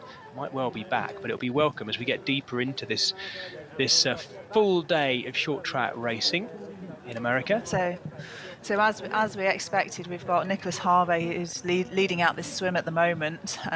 We've got Federico Spinazzi in there, Eric Lagerstrom in third, and very closely followed by Michele Bonacina. And then it's onto our race favourites behind there. Yeah, but it's not going to be long before we see them come out the water. No, precisely. We've got a Canadian leading, Nicholas Harvey, an Italian in second, Spinazzi, with a very fine swim too, and then the first of the Americans, Eric Lagerstrom, in third at the moment as they go to exit the water. Let's see the order they actually come out in, though, because that's taken from our chip timing the last time they exited the water, but there's been very little change. Little gaps have opened up going down this field. Yes, we've got Nicholas Harvey, we've got Eric Lagerstrom in second, Michele Bonacina in third, Federico Spinazzi in fourth, and Maxime Chanet there, fifth position. We see the gold hat of Felix Fruzier. Arthur Serrières, that's a good swim from him. Yeah, we're now looking for Emil Sloth-Nielsen because he's the strongest of the bikers in this next group that are coming out. Charlie Smoke of the USA there, out ahead of him too by the looks of it. So that's quite a few athletes now in between Jens and that leading group. So he's going to have some work to do on the bike to catch that leading pack. Absolutely, there he is in that red skin suit. We pick him out because he's the current world champion in the short track, and he has definitely got his work cut out. So going to be looking out for the red skin suit of Jens-Emil Sloth-Nielsen to be working his way through. Lagerstrom going out second by the looks of it. I think that's Michele Bonacina who's just got ahead of him, if I'm not mistaken. So our leading athletes now out of T1 and out onto our 3-lap bike course. 7.5k in total around this technical, rutted and rooty wooded course. Bonacina out first, the Italian. I just noticed in transition there, some athletes are deciding to put their shoes on while they're in transition, and some of them are starting with them on their bike. So it's interesting that difference in choice that these athletes have made going out onto this bike course. Yeah, I mean, is that to do with how technical it gets so soon? Because if you haven't got your foot in the shoe and you're going into the first technical section, you're still resting your foot on top. That you might never get it in at that rate, Nicole. Surely. Yeah, no, you definitely don't want to be in that position where you're in a tight bit of single track and you're trying to get your feet in your shoes. That's not where you want to be. No, so it's certainly not in this sort of fast-paced race either. There's a potential to lose a lot of time if you're still struggling to get your feet into your shoes once you're out onto the bike. Right, focused stroke nervous look of Michele Bonacina leading this race, the Italian, because he knows there'll be a big chase coming from this very pack we're looking at behind right now. Felix Forossier, Arthur Forossier, Maxime Chanet and Arthur Serrière in there as well, the world champion in that group. The question is, where is the short track world champion?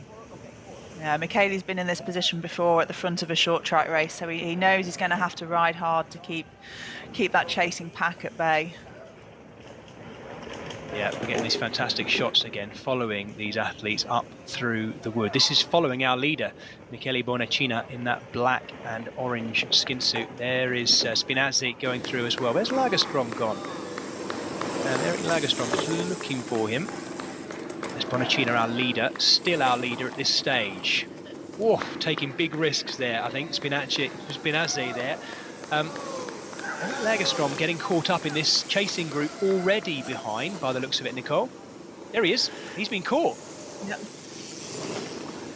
Yeah, and the athletes are going to want to keep the momentum going down this descent here so that they're not having to expend too much energy getting up this next short, sharp little rise, which is why we're seeing some of them maybe go a little bit quick into that turn, but no problems there from anybody. It's very tight into there, isn't it? There's that little concrete slab just before the turn. Thankfully, it's slightly... these are some of the more technical bits. There are bits of this course, I'd point out, that you're not seeing now live coverage, but that's because they are in some really thick undergrowth and single track further up the mountain, well up the hill. So it is technical all the way round. Yeah, you can just see some of these little roots as they head into the wooded section there. They have the potential to catch you out if they're a little bit slippy or you catch the edge on one of them. So they're going to want to make sure that they ride well and efficiently, that they're not losing energy where they don't need to. Well, that's two Italians in the lead, Michele Bonacina and Federico Spinazzi, a little Italian duo out front, battling to stay ahead of this lot, and here they come. Eric Lagerstrom trying to hang on to the back end of this as well, but it's Felix Forossier, Arthur Forossier, Maxime Chanet, Arthur Serrière, all right there at the front. Well, at the front, I say, at the front of that chasing pack.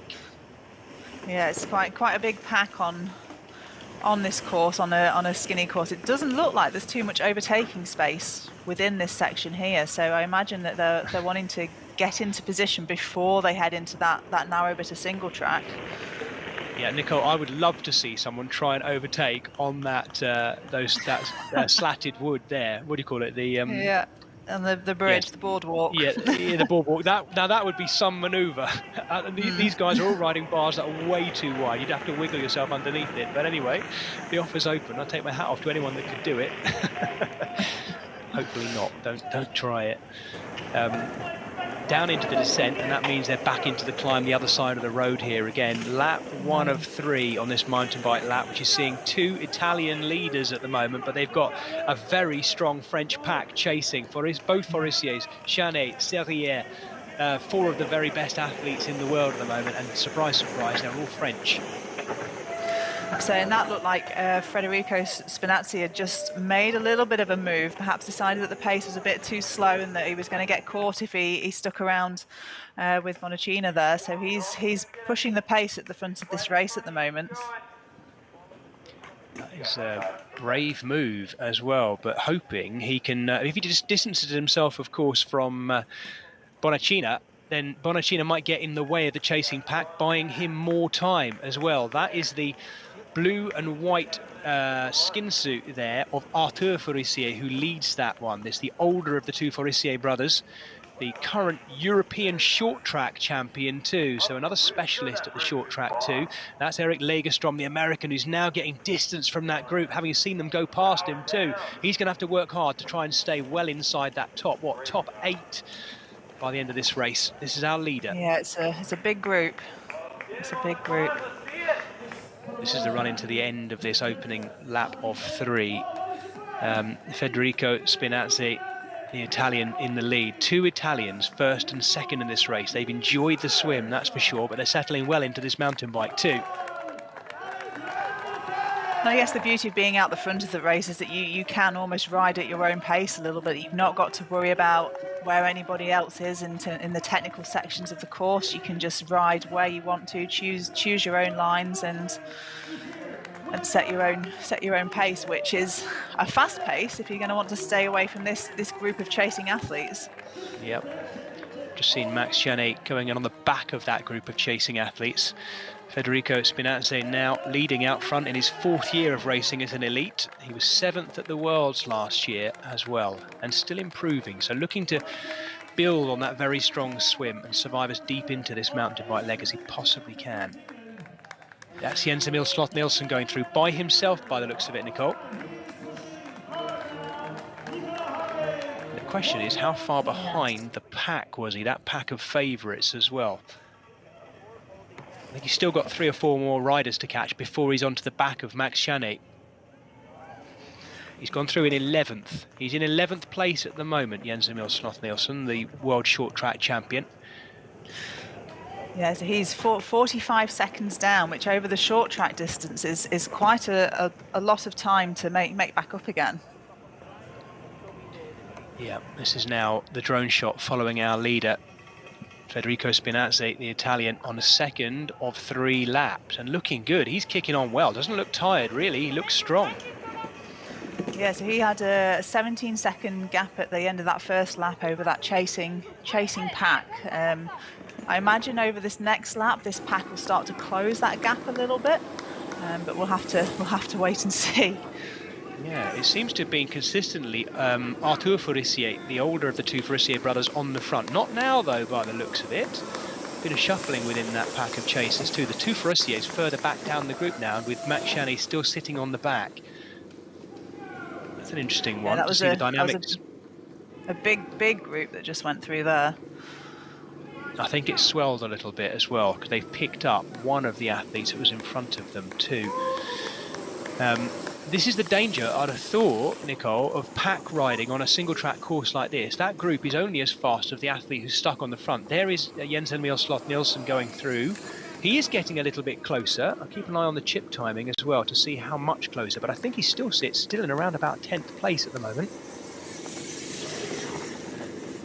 If you're wondering why we focus so much on the Dane at the moment, it's because he is usually one of the very fastest. And he is the current world champion at this distance too. But at the moment, with quite a lot of work to do, with only 1 more lap of this bike course to do. Yes, he's a very strong final leg runner as well, of course. Here's our leader on to the boardwalk. Yeah, and we can see that group chasing hard in the background of that shot there. So they are closing in on him.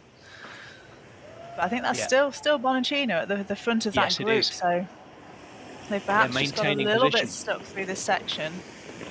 Arthur Sergier has got himself ahead of the 2 Forissier brothers. The 2 Forissier brothers are now at the back of that group, and Max Chanet, if anything, is starting to drop off a bit, the Frenchman at the back of there. So it's interesting that the Forissiers are quite happy. Maybe, Nicole, they're both sitting, watching Arthur Sergier, waiting for him to make his move, because those 3 are locked together at the back of that group.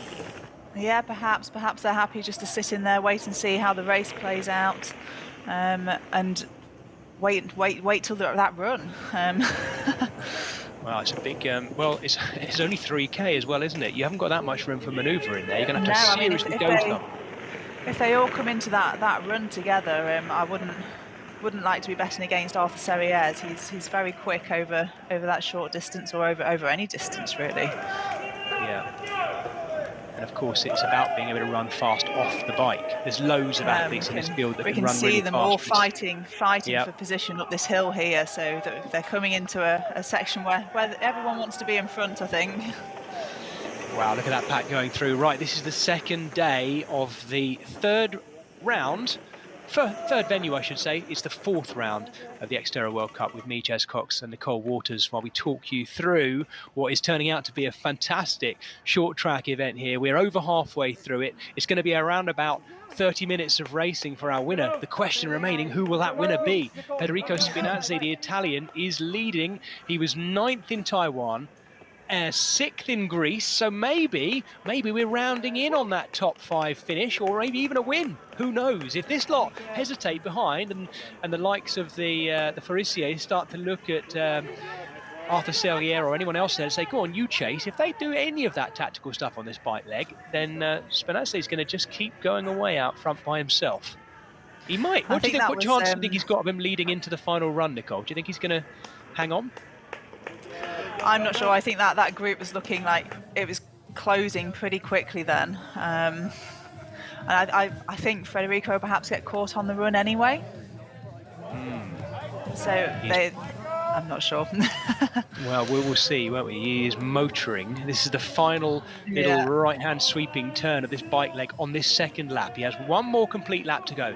Will we see somebody explode from that second pack behind? Are the Forissiers sitting in waiting, or is Arthur Serrier the man who's just keeping his powder dry for this third and final lap? And also, in amongst it all, where is Jens-Emil Sloth-Nielsen? We'll look at the timing as they come through. They've just gone over one of the timing lines, so we'll keep an eye on the official chip timing as they go through it. Theo Dupras that we've seen. Yes, Theo Dupras that we've seen at the front of that group, really pushing that pace, and that time has come down to 7 seconds now. It was 17 seconds at the end of that first lap.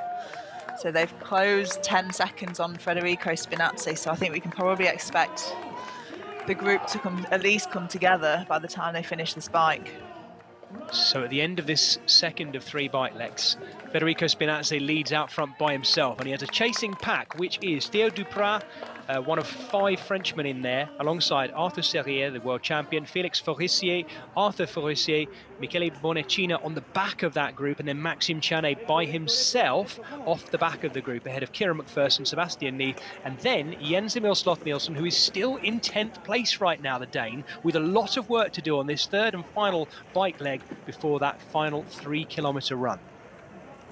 They make that steep hill look flat, don't they? It does, yeah. I think it's a much hillier course than it looks on our screens, isn't it? And the speed that they're going round this as well. The drone right over the top of our leader here as well. And Hang on. The catch there. That is the catch. Wow, it's come quickly, isn't it? It has, that yeah. Was aggressive. That's Serrier. That's Serrier going past him as well. I think that was Theo Dupras that's now leading that group. Well spotted, thank you, Nicole. You're right. Yeah. Right, there is Arthur Serrier, and then the 2 Forissiers just behind him as well. What a strong leading pack we have right now. Maxime Chanet trying, Max Chanet, to get back in contact, just behind him as well. And then Bonecina, one of our early swim leaders. Wow, so all together at the front of that race then. Yep, absolutely. And this is Jens-Emil Sloth-Nielsen down in, well, just in 10th place, just starting to pick up Kieran McPherson. So I might be up to 8th by now. And looking at how quickly that gap was closed there, maybe Jens-Emil Sloth-Nielsen is going to do a lot more on this final third bike lap. Let's see. Eric Lagerstrom going through our shot just beneath the camera there. The American fans cheering him on. Still the best of the American athletes today. There he is. Yeah, so just having a little look at those splits, Jens-Emil was still 35 seconds down at the end of that second lap of the bike, so he'd only caught back 10 seconds. He's got a lot of work to do now on this final lap of the bike. And then even into the run, is 35 seconds too much, perhaps? Yeah. It's a lot of work to do, and at some point you're pushing that hard, you're going to pay for that, even in a short race like this, which, as Nicole and I have said, is only going to be about 30 minutes for the winner, something like that. Back onto the boardwalk. This is Max Chanet off the back of that group of favourites now, but still there in, what, about 6th place, I think, Chanet, because he's got one up on Michele Bonecina now, who is chasing just behind him there in the orange and black. This is Emil Sloth-Nielsen as well. So here we're getting a visual indication of those gaps. It is closing up. The Dane is pressing on to get clear of the group he's been in there, but he still has so much work to do.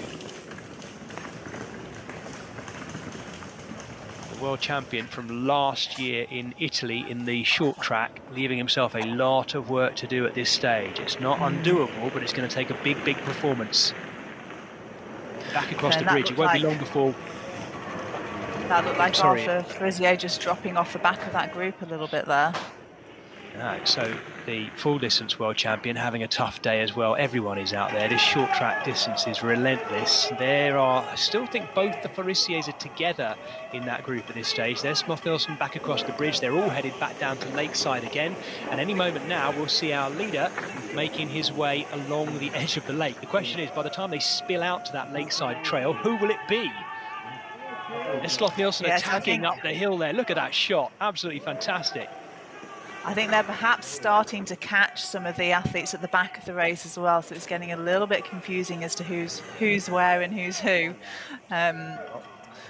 That'll all become a bit clearer as we get into the run. Absolutely, as long as they don't follow any of those athletes in as well. This is our long-time leader, Federico Spinazzi, coming through as well. And he's hanging into that group as well, isn't he, Nicole? What a fantastic performance by him. Because you can't fall apart when you're passed like that. He's holding that wheel. Perhaps he knew they were coming and he held back a little bit, knowing that he would then be able to go with the group, which is why we saw that 7 seconds fall so quickly. So he's obviously been smart about that catch and able to go with it. Right, Jens-Emil Sloth-Nielsen is now up to 7th. He's just behind Michele Bonacina, and he is really closing in right now, but it's going to take some final run from the short track world champion to get to the front of this race, that is for sure. I'm just looking in here to see if this is the front. I'm not entirely sure we've picked up the right athlete, because as you say, we're lapping a couple of back markers in amongst here as well. It could be Theo Duprat at the front, but I think that's, I think you're right. I think that's perhaps one of the back markers of the race. So we'll see them coming around this section very soon. In fact, that's that group there just making their way around. So end of the 7.5 kilometre, the brutally short and sharp 7.5 kilometre bike leg, and we're in together. There's our leader, Spinazzi. He's still there, Federico Spinazzi, and not renowned for being one of the very fastest runners in here, but he's a strong survivor, and he will look to finish, if he can, somewhere inside that top 5, which would be a fantastic performance for his World Cup standings. This looks like, are we seeing Duprat going out first by the looks of it, Nicole? Yep. Yeah, so he's leaning out that one. They're all really quick through this transition here, really smooth. They've practiced this many times. Max Chanet getting his trainers on. Emil Sloth-Nielsen as well, alongside Sebastian Neef and Kieran McPherson there into transition 2. And we've got something of a pack forming at the front of this race for the final 3 kilometres. Theo Duprat, Arthur Furissier, Arthur Serrière, Felix Serrière, the World Cup leader, all together. We're going to get an absolute throwdown over the last 3 kilometres here. This is going to be brilliant, Nicole. Yeah, it is. So I wouldn't like to guess who's going to win out of these athletes at the front of this race. It's going to be so fast. Yeah. Look at that at the top left as well. Look for the French dominance. It's written clear, isn't it, just how good the French are at XTERRA Elite Racing at the moment. Yeah, 5 all within the top 6. It's that's quite something, isn't it?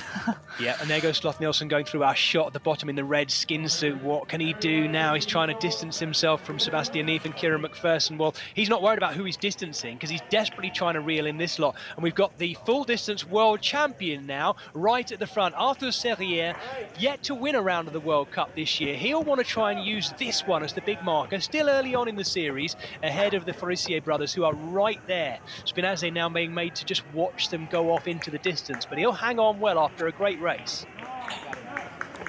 Yeah, Maxime Chanet coming through there as well. He's very good at this short track distance too.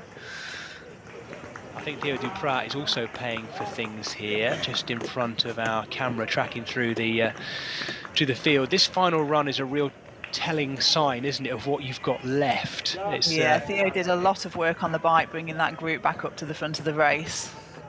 So I imagine he can feel that in his legs now.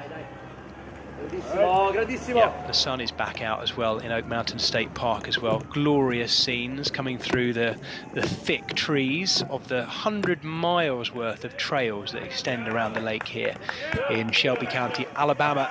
And here's Arthur Serrière, who's striding out in familiar form now and starting to extend as well, Nicole, by the looks of it. That's really spread out, hasn't it, at the front of this race? I didn't expect to see such big gaps within the first lap of the run. I thought they might play a little bit of cat and mouse with each other on this first lap, but no, Arthur Serrière's having none of that. He's gone to the front and off he goes. Félix Forissier who's chasing him. The World Cup leader is chasing him as best he can. Arthur Forissier behind him. And then a gap, quite a big gap, a growing gap all the time now as well. I think we're seeing Arthur Serrière here looking to take his first World Cup win of the series this year. There he is, stepping up there, full back of his skin suit open as well. And this is the World Cup leader, Félix Forissier, chasing just ahead of his brother, Arthur Forissier, in third. Yeah, Arthur Forissier didn't have his best race yesterday, so he'll be pleased with the podium finish today. Yeah, and I think Theo Duprat we just saw going through as well, hanging on to fourth place. This is Federico Spinazzi, our long-term leader on the bike as well, just ahead of Max Janet. And actually, he's running, I should say, very well. Here comes Emil Sloth-Nielsen in what I think is now 7th for the Dane, but once again, leaving himself so much work to do on this final run. Yeah, he's really made a move through the field, but it's definitely not going to be enough to catch those front three athletes, I wouldn't have thought. No. Kieran McPherson, the Kiwi there, just running past our camera shot as well. But that's Arthur just so fast along the side of the lake here. Yeah, he's a wonderful technical runner as well, isn't he? Just seems to skip across the rooty ground. And look how rooty it is there. We're not really seeing it in shot here, but that's a tough technical run, that. It is, yes. It's not even ground, yet he's looking like he's sprinting on a track. Yeah. Well, I remind people he missed round one in Taiwan. He said because he prefers doing his own training and preparation at home to be ready for later rounds of the World Cup. Well, he started in Greece where he was third. He was second yesterday. He's looking like he's going 3, 2 and 1 to ease his way into this XTERRA World Cup season. There goes Arthur Forissier, the older of the two brothers. Yeah, I think the World Championship event is very important for Arthur Serrière, so he'll be tailoring his season around going really well at that event in Italy. And it looks like it's all going in the right direction for him.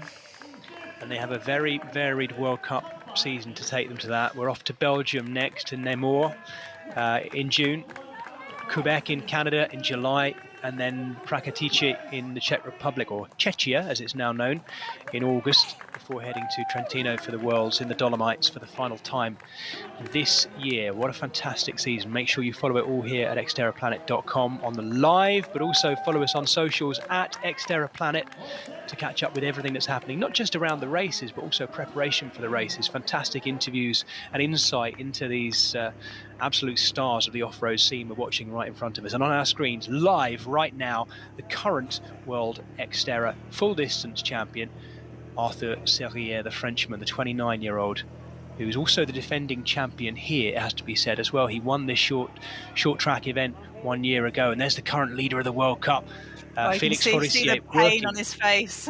Yeah, it's absolutely right, Nicole. He is making it hurt. Yeah.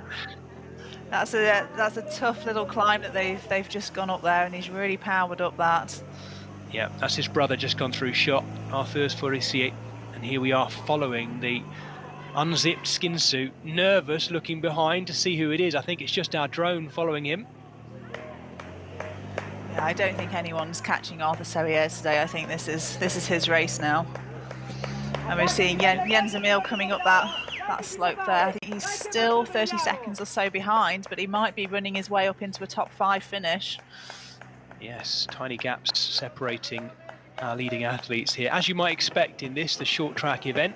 Don't forget, these athletes had to qualify yesterday to get into this short track event. They had to not only finish the full distance event, but they had to finish inside the top 25 as well in order to get into this event in the first place. So 2 hard days of racing.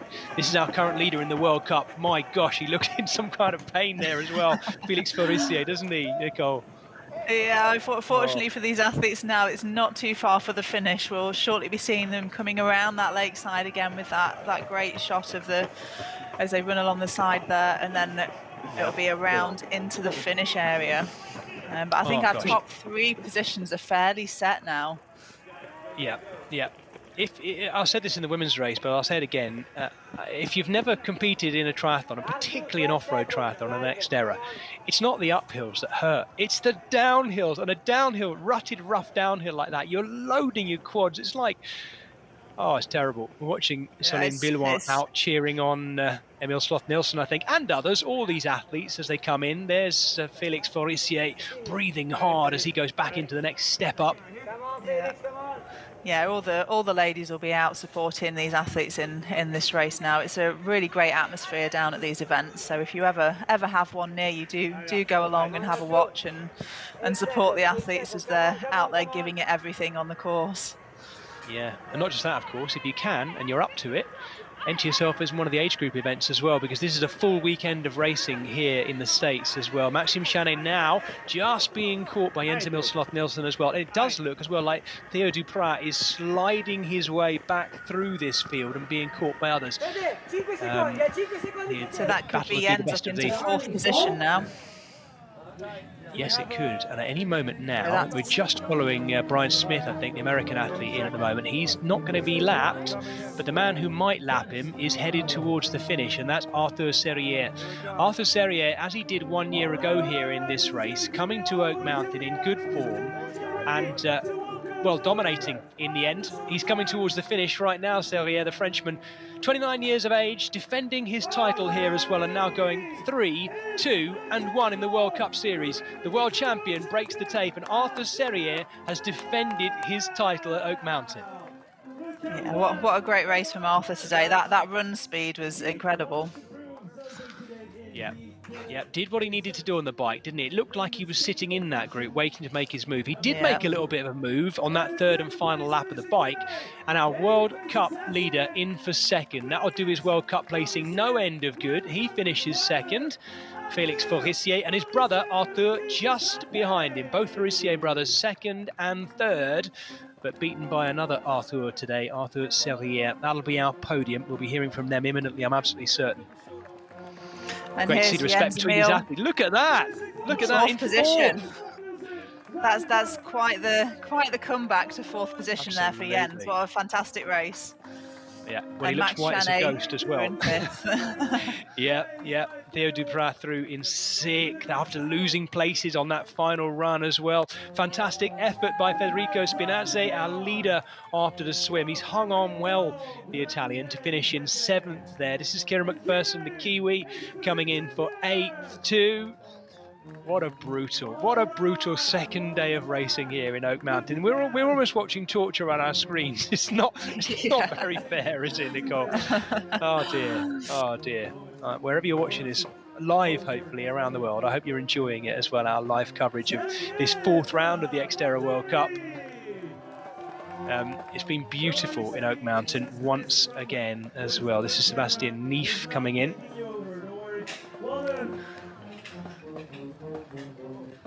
The band's still continuing all fairly to play. Close at the top of that race.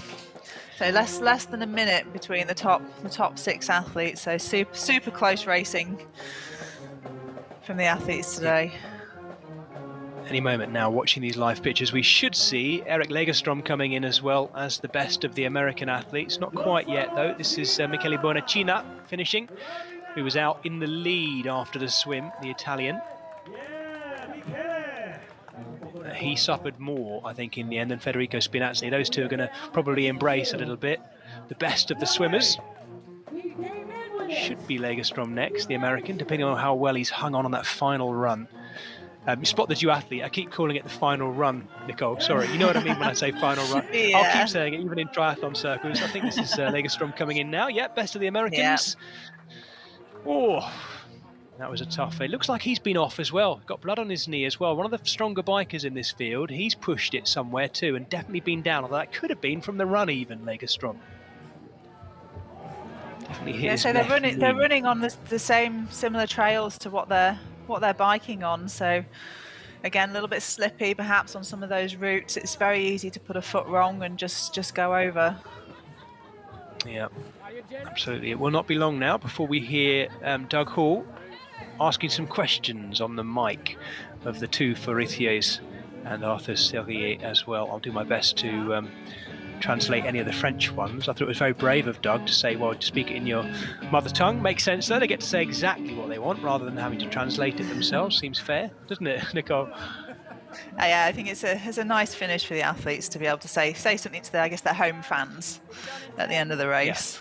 Yeah, absolutely. Just a reminder to people, if you're watching this on the live feed in particular and thinking, well, how do I find out more about these athletes? Honestly, the best way is to give us a follow, particularly on the YouTube channel, or go to xterraplanet.com, watch live, and you'll see all the interviews with these elite athletes, men and women, and it's a fascinating way of getting an insight into things. Your husband, Doug, Nicole, has a very good way of unlocking and relaxing these elite athletes, lulling them into a sort of sense. He normally sits them in a beautiful place alongside the lake, chats away, gets them to relax, and then teases some interesting things out. I've really enjoyed catching up with his interviews this season, in particular with the World Cup athletes. So, Arthur, that was a truly exciting race today. We're so glad to see you back on the podium again. Disappointing day yesterday. How did it feel compared to yesterday? That's hard to explain, but I was feeling good yesterday. I just had no power at all, so directly in the swim I understand that it will be a hard day, but I had the same feeling today, but with much more power, so I really can explain. So we saw you kind of move from the back of that front group through to the front, and your teammate Theo was really pushing the pace on the bike. Is that something that you guys planned? Is it, racing as a team, or is it just, Theo's so strong and you just have to go with it? In XTERRA, many times you have plans, but It never happens like you think it's going to. So we spoke about that yesterday and the day before and the race before, and today it happens, but that was not really expected. And we just followed the feeling, and Theo was really strong, so he pushed like he pushed yesterday. I was able to follow him, so I follow him, but it was not really a plan. Amazing. And a pretty successful weekend overall for you here. How have you enjoyed your time here in Oak Mountain State Park, Pelham, Alabama? Yeah, that was really exciting to discover the USA and especially Alabama. So now we have to taste the junk food.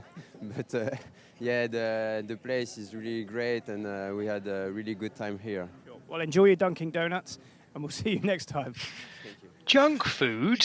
We talk about junk food. These are nice little treats. There's nothing wrong with that, surely, Nicole, is there? Can't be. No, these athletes race hard and party hard, so. Absolutely, yeah. I wouldn't mind. I must admit, looking at the pictures down there right now, I'm slightly annoyed at being remote commentating with you, Nicole, today, because I would love to be down there. I'm sure you would too. It'd be a good party there tonight. Yeah, it looks lovely and sunny too. Some nice weather. Yeah, it's good to see so many of those youngsters from the band as well enjoying themselves. So thank you. When they watch this back as well, thank you to you lot for entertaining everyone down there. Good race yesterday with yet another podium at XTERRA World Cup. Although we looked like you had to really work for it today. Felix Forestier. Yeah, it was a tough race yesterday, and today it was very difficult. But I'm happy. I finished second, and it was a great battle with my brother and with Serrier. So yeah, I'm happy to my race. So I think that's the first time we've seen you in real discomfort on that run and being really pushed to kind of, I guess, unleash your full potential. Were you at your maximum there? Was there anything you could do about Arthur Serrier? Yeah, at the exit of the second transition, I tried to come back to Serrier, so I pushed really hard. I think a little too hard, but yeah, I put all I have in the run, and my face was not so good. Yeah, and just sum up your experience here racing in the States. Oh, I'm happy. It's I think two good race, fun the short track and the full distance are so fast and flat. So I like it, and yeah, I think it's a great place to do XTERRA, and yeah, I think I will come back. Congratulations, well done. Thank you. He called it flat, Nicole. That's slightly worrying. Flat and fast, yes. Yes, I agree with the fast, but... yeah, that's slightly worrying. The man who races for the team from Aix-en-Provence, well used to those French mountains, not quite. Yeah, I don't know if I'd call it flat. Definitely fast, as you say. Yes, absolutely. Yes. Interview, as you can see. Interview coming imminently with our winner, Arthur Serrier. Here he is. Arthur, we've just seen you crush another XTERRA World Cup, this time in the short track. You've got to be feeling pretty pleased with yourself today. Yeah, I'm really happy with my first win of the season. I'm getting old, but I'm more and more better in short track. So normally I think like a young gun on track like this, but I'm quite okay. A long course just give me a more rhythm, just a bit of intensity, and right now I'm quite happy with that. It's a really nice weekend for me. Even if yesterday I can't win, Felix was stronger, so I'm really happy to have 1-1 on this weekend with Felix, and I'm looking forward to the next one. Yeah, and we saw a real big battle on that run course. A big group came in the bike, hit T2. You went out like a bullet from a gun. Was that the goal, to try and break everybody on that first lap? Not so much, but I had a quick transition compared to yesterday, so I know it's really hard to just take back 10 meters or 20 meters because it's 10 seconds. So I pushed directly at the beginning, and after that, just mentally, when you saw the guy just a little bit in front of you and you can't just close the gap, it's really hard to, on a second loop, everyone is tired. So yeah, I just playing full gas, and on the second run, I have, I think, 20 seconds ahead. So I have no one back, so I just keep it easy because I'm leg guarda in 6 days. So in your native language, so in native French, I just want you to explain about how happy it is to come back to America, to have another successful race weekend, and your time spent here in Oak Mountain, Pelham, Alabama. Je suis très content d'être revenu ici aux États-Unis. Yeah, very happy to be back here in America. C'est différent de ce qu'on fait en Europe, mais ça permet, voilà, de pouvoir faire un peu de tout dans une saison, et c'est encore un super week-end, et maintenant je suis vraiment content de retourner en Europe. Been a good start to the season, another great weekend too. Thank you very much. Congratulations.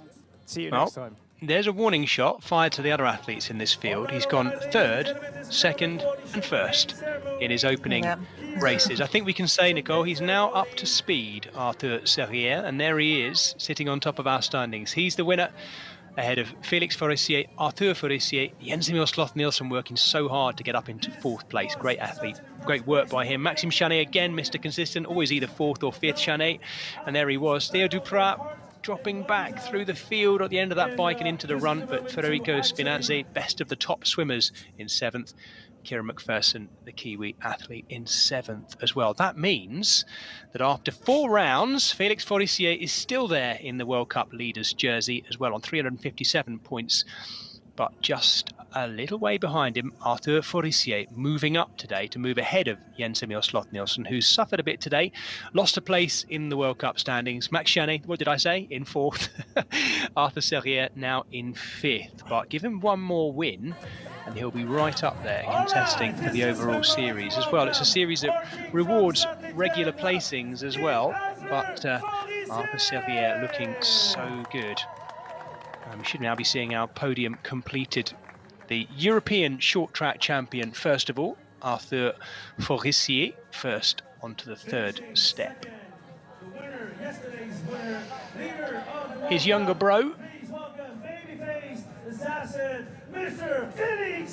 Felix Forissier, sixth at last year's Worlds, and the man with an awful lot of momentum behind him. He cheekily gets up onto the top step to high-five his bro, but they're going to be separated this time by the man on the top step, the defending champion here, defending his crown, but also the world full distance XTERRA champion, Arthur Serrier.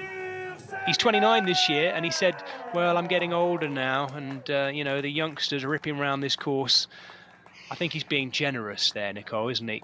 Yeah, he's not showing any signs of slowing down just yet, is he? No. No, not at all. No. Just looking at the leg there of Felix Forissier, looks like he's got a bit of a graze on it too. I don't know whether that's from yesterday or something. It might be from yesterday. It could even be from course practice or something, couldn't it? Not sure about that. I don't think he had any mishaps in today's race. No. Yeah, I think Felix Forissier's just got Serrier right in the eye. That's a bit of a naughty boy, actually. I don't think you should dock him a place for that. All's fair on the podium. If you've all got a bottle, then it's open season. Yeah. Three of the absolute cream of the crop of off-road racing talent right there. And both races today have made the best boil to the very top, haven't they? The men and the women. They have, both reigning world champions on the top of the podium today. Absolutely. Yeah. There we go. That's our podium presentation complete, and we're getting towards the end of our broadcast as well. I've really enjoyed sharing this with you today, Nicole. It's been a pleasure. It's made me very envious of everyone on the ground. Thank you, Jess. It's been great. Great to watch some fast racing. Yeah, absolutely. Very fast racing as well.